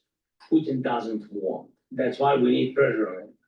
We will speak with President today what we need. We understand what we need to push Putin to negotiation table. And as I said previously, so we are ready to speak in any kind of format, bilateral, trilateral, doesn't matter, just peace. This is important. And we don't speak about NATO or NATO. For Ukrainians, it's very important.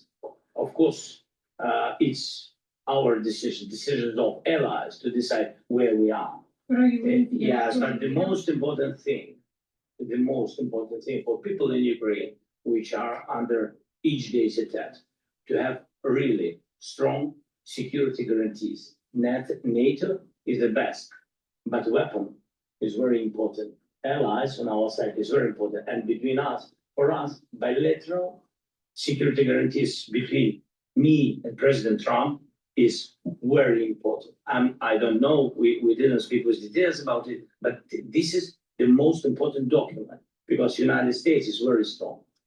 Sir, President Trump, you're the middleman right now, hoping to end this conflict. Who is doing a better job negotiating, President Zelensky or President Putin?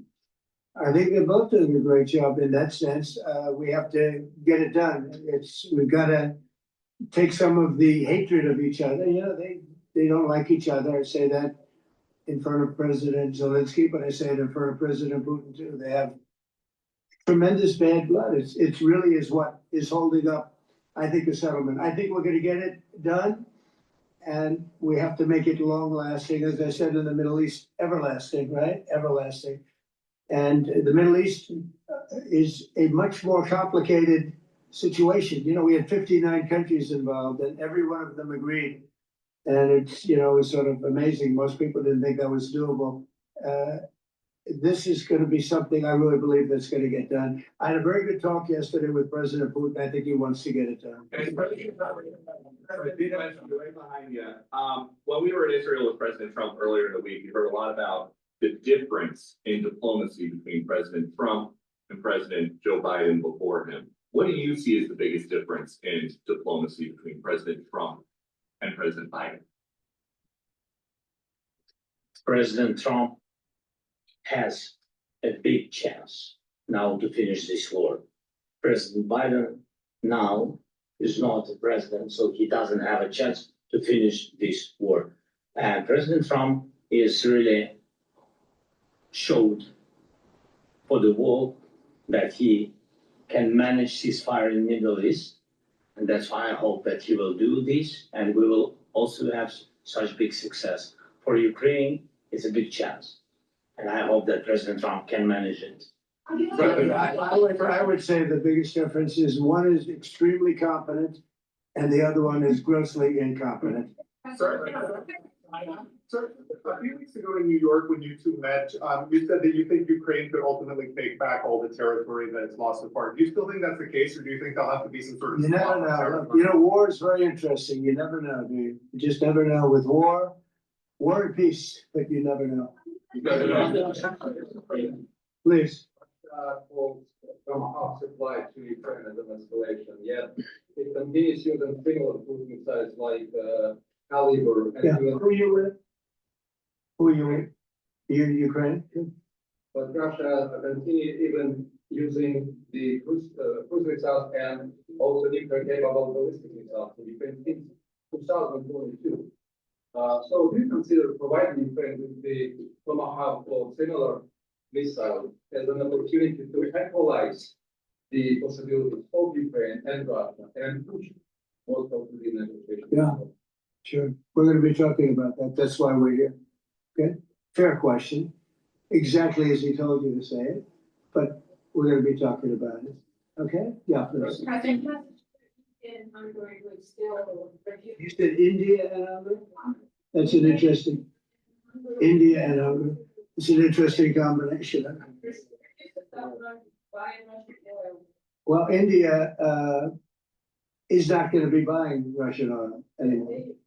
And Hungary is sort of stuck because they have one pipeline that's been there for years and years and years, and they're inland, they don't have sea, And I spoke with the very great leader of Hungary, and they are, you know, it's very hard for them to get oil. I understand it. Hungary's in a very interesting position because they can't have ports, you know, they're surrounded by land. So we'll see what happens there, but India will not be buying oil from Russia. And they've already de-escalated and they've more or less stopped, they're pulling back. They bought about 38% of the oil and they won't be doing it anymore. Helping you in achieving peace in Ukraine. Who has? First Lady Melania Trump helping in returning abducted Ukrainian children from Russian captivity. President Zelensky, do you appreciate those efforts? How do you assist them? And did you ask her to step in and to help you? No, she wanted to do it. She just felt very strongly about the children. And she's done a really good job, I think, in bringing it to the fore. You know, we have a lot of children involved. Now, it's some people say it's 20,000 and some people say it's 300. There's a big difference between that, so nobody really knows. But she felt very strongly about the children. She thinks about the children all the time. Okay, Tomahawk to Ukraine. What's going to happen if the United States is in a conflict and we need the Tomahawk? Well, that's a problem. We need Tomahawks and we need a lot of other things that we've been sending over the last 4 years to Ukraine. We've been, you know, we gave them a lot. Now we have a different situation. We send it to the European Union. They pay for it and all that, and they have plenty of money. But it's beyond the money. You know, we need Tomahawks, so we need a lot of other weapons that we're sending to Ukraine. One of the reasons we want to get this war over is exactly that. It's not easy for us to give. You're talking about massive numbers of very powerful weapons. So that's one of the things we'll be talking about. Hopefully they won't need it. Hopefully we'll be able to get the war over with without thinking about Tomahawks. I think we're fairly close to that. Yeah, go ahead. Yeah, please. Just to understand. So for today, of course, we want to finish this war, but the war is another technological war. You don't use just Tomahawks. If you want to target a military goal, you need thousands of drones. It goes together with such missiles. Ukraine has such thousands of our production drones, but we don't have Tomahawks That's why we need tomahawks. But United States is a very strong production. And the United States has tomahawks and other missiles, very strong missiles, but they can have our thousands of drones. That's why where we can work together, where we can strengthen American production. And so just so that I understand, so you're suggesting kind of a trade. If President Trump okays Tomahawk missiles to help you launch. Yes, it's about then- military goals. then- It's only about military goals. Right, but then you would authorize some kind of an exchange. where Yes, of course. US Yes, we have proposition. We have big proposition with our drones. President Trump, I don't mean to be brokering an arms deal here, but is that something that you'd be interested in, Ukrainian drones? We are, yeah, we have a lot of drones right now. We build our own drones, but we also buy drones from others. And they make a very good drone. I mean, drone warfare has really come to the fore over the last couple of years because of this war. I will say, there's nothing like the jets. You know, we knocked out a lot of drones in Israel. We were knocking them out for Israel. And we were doing it with extremely fast and powerful jets, following the drones and knocking the hell out of them. So it's, you know, we know a lot about the drones and we know a lot about the great jets, the great ones. The ones, well, and the B-52s, which were totally they were stealth, they were undetectable. So we have a lot of different weapons. And, you know, I have an obligation also though, to make sure that we're completely stocked up as a country, because you never know what's gonna happen in war and peace, right? You never know what's gonna happen.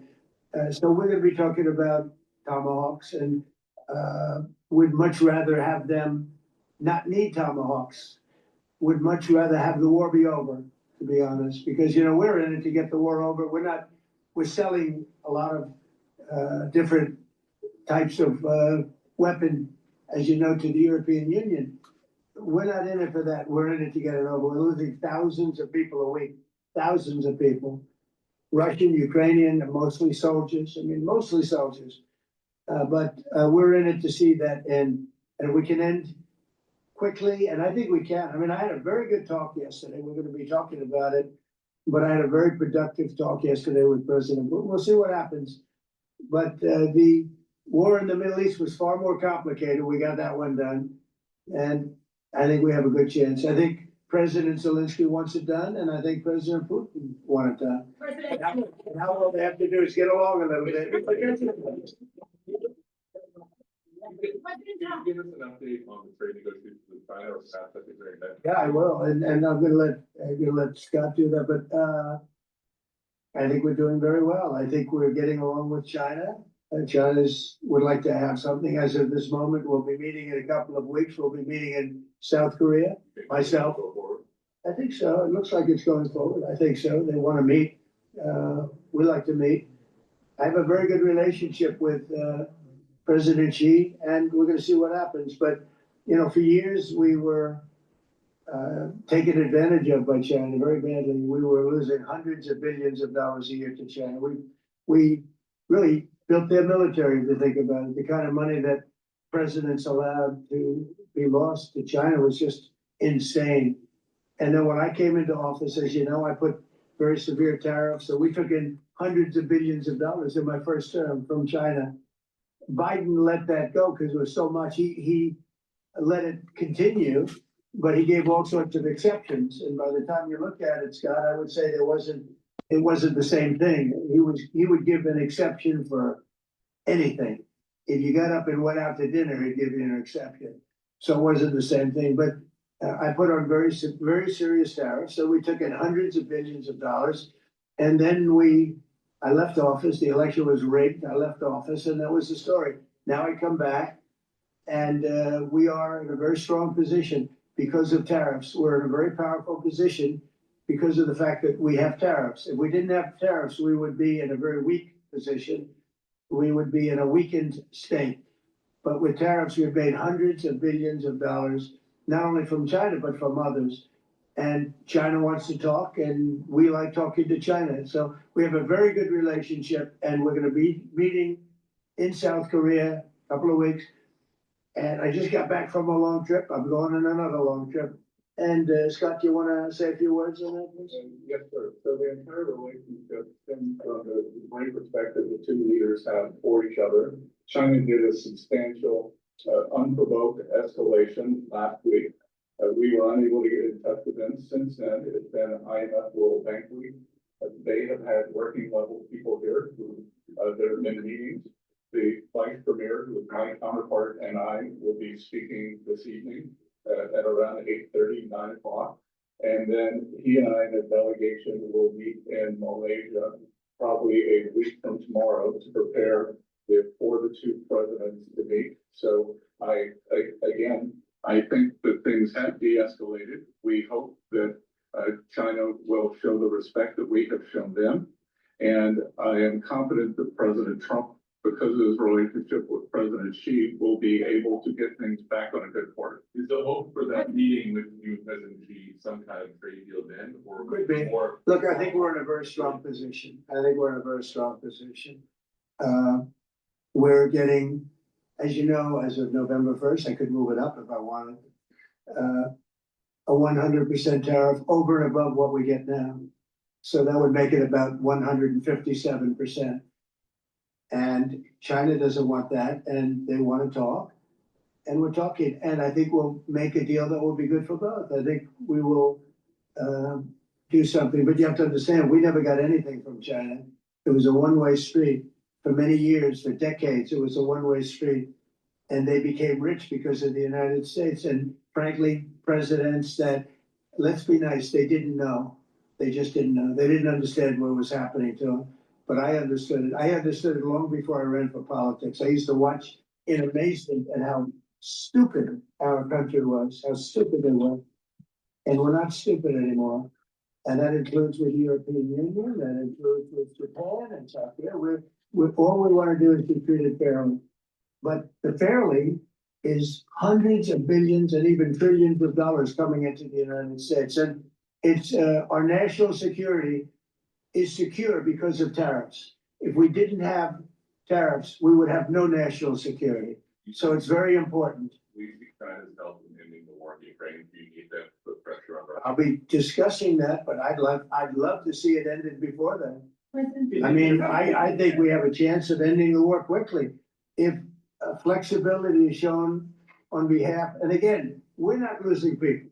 The United States is not, we're not losing people, we're not spending money, we're getting paid for the, ammunition and missiles and everything else that we're sending to the European Union, but to NATO.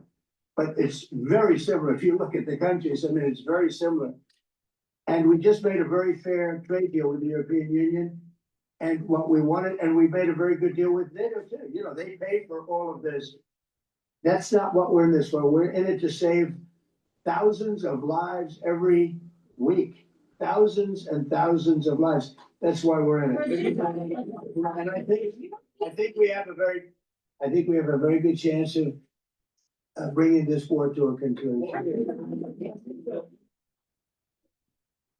Honestly, an excellent job. I think that a lot of people could agree to that. Thank you. I'm speaking as someone who lost my father in the war, so I know the human cost. What would your advice be to American leaders, to world leaders, to neocons, to TV hosts who often speak about conflict in abstract or strategic terms rather than the human cost and the human terms? Look, my only statement is we have to get together. It's a very small group of people. It's the president, and the president. Okay, 3 presidents. And I'm the mediator president. And I'm mediating not an easy situation. It should be easy, but it's a lot easier when people understand each other, when they get together and when they like each other. We don't necessarily have that situation as far as like is concerned. Maybe it can turn around, maybe it can. But in the meantime, we'll have them keep a little bit of distance, and we're gonna see if we can get it done. This is number 9, okay? This will be number 9 for me. I've solved 8, including the Middle East, I've solved 8.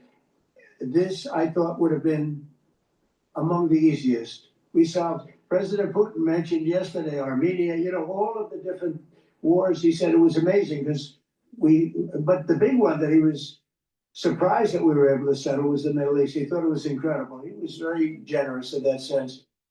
This should be something we're able to settle, and I think we will be able to settle. Yeah, right. On that note, you will go down as a peacemaker, no doubt, and you will resolve this war. Well, you know, we resolved 8 others. It's funny how people say that. If you get this one, every time I do one, they forget about that one. I solved 8 wars. Go to Rwanda and the Congo, talk about India and Pakistan. Look at Thailand, I look at all of the wars that we solved. And every time I solve one, they say, if you solve the next one, you're gonna get the Nobel Prize. I didn't get a Nobel Prize. Like, somebody got it who's a very nice woman, very nice. I don't know who she is, but she was very generous. So I don't care about all that stuff. I just care about saving lives. But this will be number 9. But every time I solve one, they said, sir, if you solve one more, you're gonna be known as a peacekeeper. But to the best of my knowledge, we've never had a president that solved one war.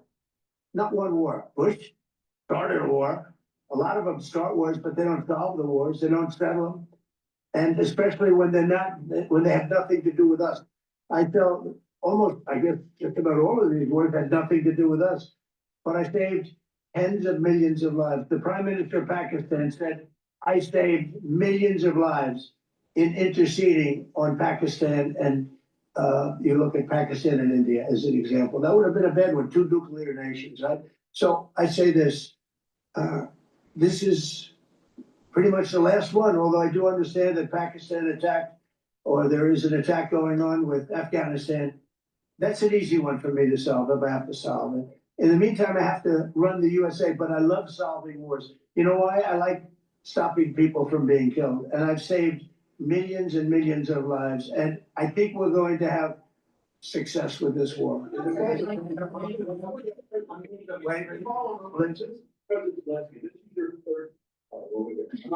the way, we look at. Thank you, sir. Thank you. This is your 3rd time here. How different sitting across from the president is this time versus the 2 previous times here at the White House? And how confident are you hearing the success rate of solving prior wars that you can get this war solved? First of all, about feud. The same feud because the same president. It's very simple. The next president will have another feud. Yes, about our relations with President Trump, I think we have important dialogues, and I think we begin to understand each other. Yes, and I know that President is briefed very well about situation in the battlefield, and he knows a lot what's going on the battlefield in Ukraine, and I think it really helps when you know a lot of things, a lot of details about one or another war. It helps a lot, but we're still in war, and I hope we can manage it. It's important. You pointed out Spain. They said that like it's impossible. No, Spain has not come through. No, Spain has not been loyal to NATO. Spain has been, they're the only one. Everyone went up to, as you know, I mean, you were 2% and they all went up to 5%, but Spain disagreed with that. I think Spain should be reprimanded for that. I think it's very bad that they did that, but that's up to them. That's up to NATO and Spain. They cannot be expelled from NATO. Can they or not? They cannot, according to the treaty, but they also believe that they are protected by the European Union umbrella for trade. Well, the other people, many of the other countries are in the European Union too. They're not complaining. Yeah,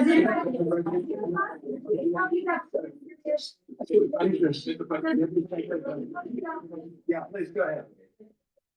Do you think you can carry the momentum from the Middle East deal over to this deal? I do. How does that? Yeah, I do. I think we carry a lot of momentum, a lot of credibility. Getting Middle East done was very important. Nobody thought it could be done. That was one nobody thought could be done, and we got it done. And a lot of that was the big hit that we put on Iran with respect to the nuclear they took. That was an unbelievable military maneuver, the B-2s, and many other planes involved, by the way, but the B-2s. Yeah, I think nobody expected that to happen, and we had 59 countries involved, and these were countries very diverse. You had Arab, Muslim, Jewish, you had every country, Christian, you had every country, and many countries involved, and we got that done. And we got it done pretty swiftly after we set the table properly. We had to set the table properly. This should be one that we get done. And I think the table is set properly here now, too. And it'll be a great honor to get it done. And the Ukrainian people are great, and the Russian people are great. And obviously they have much in common, as we understand. They have a lot in common. So it'll be a great honor to get it done. Yeah.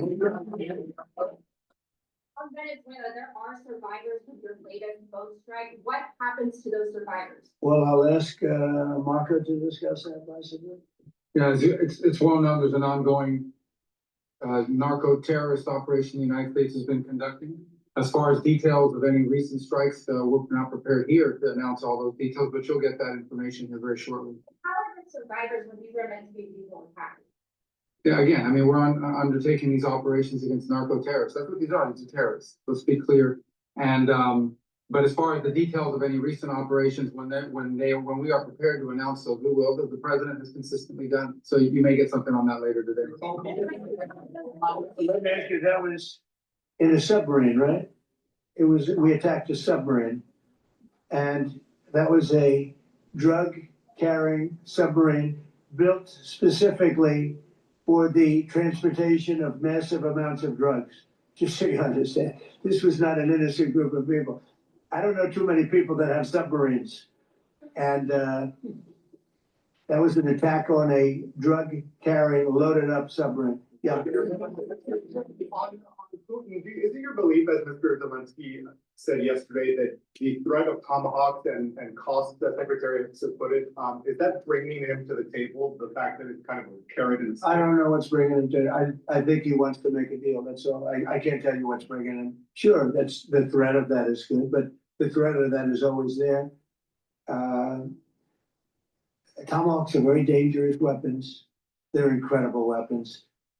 If you like warfare, it's one of the most accurate. We hit 30 Tomahawks in Iran after the B-2s did their damage. We sort of gave it a little capper with 30 Tomahawks from a submarine, quite far away actually, but they're an amazing weapon. They're a very powerful weapon, but they're a very dangerous weapon. And it could mean big, escalation. It could mean a lot of bad things can happen.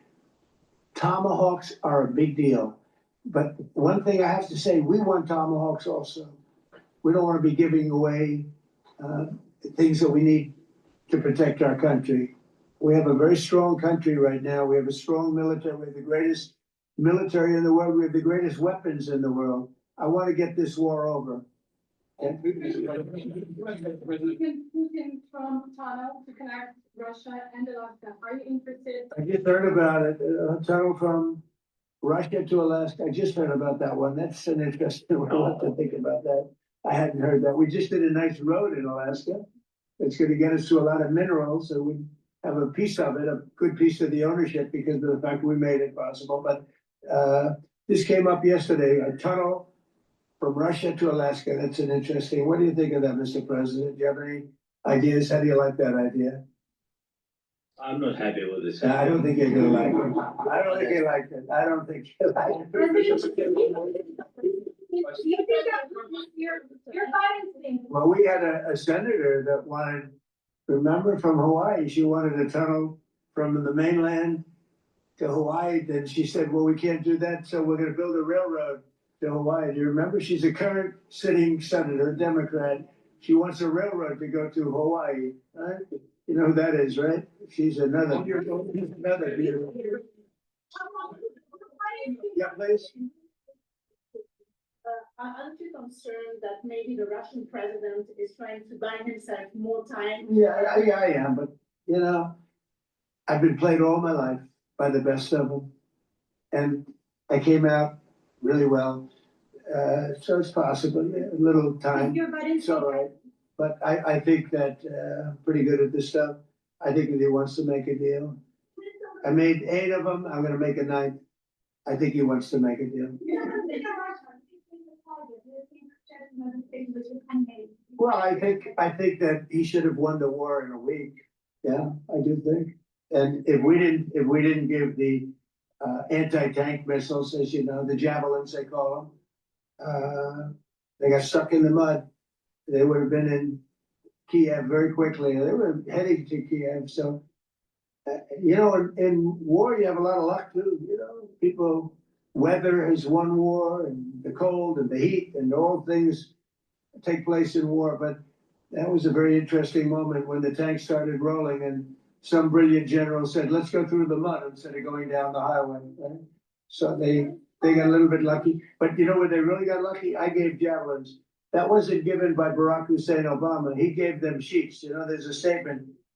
Obama gave them sheets and I gave them the javelins. And the javelins are a devastating weapon. And that wasn't given by Obama. That was given by, because at the time it was Obama. That was given by me. So it was like one of those things. And you had hundreds of them. They're a devastating weapon. We have a lot of devastating weapons. I'd rather not use them. But that was a big moment. You know, when the tanks got stuck, they got stuck. And call it luck or call it talent. I'm not sure what you'd call it, but it was a big moment in time. Do you think Democrats will be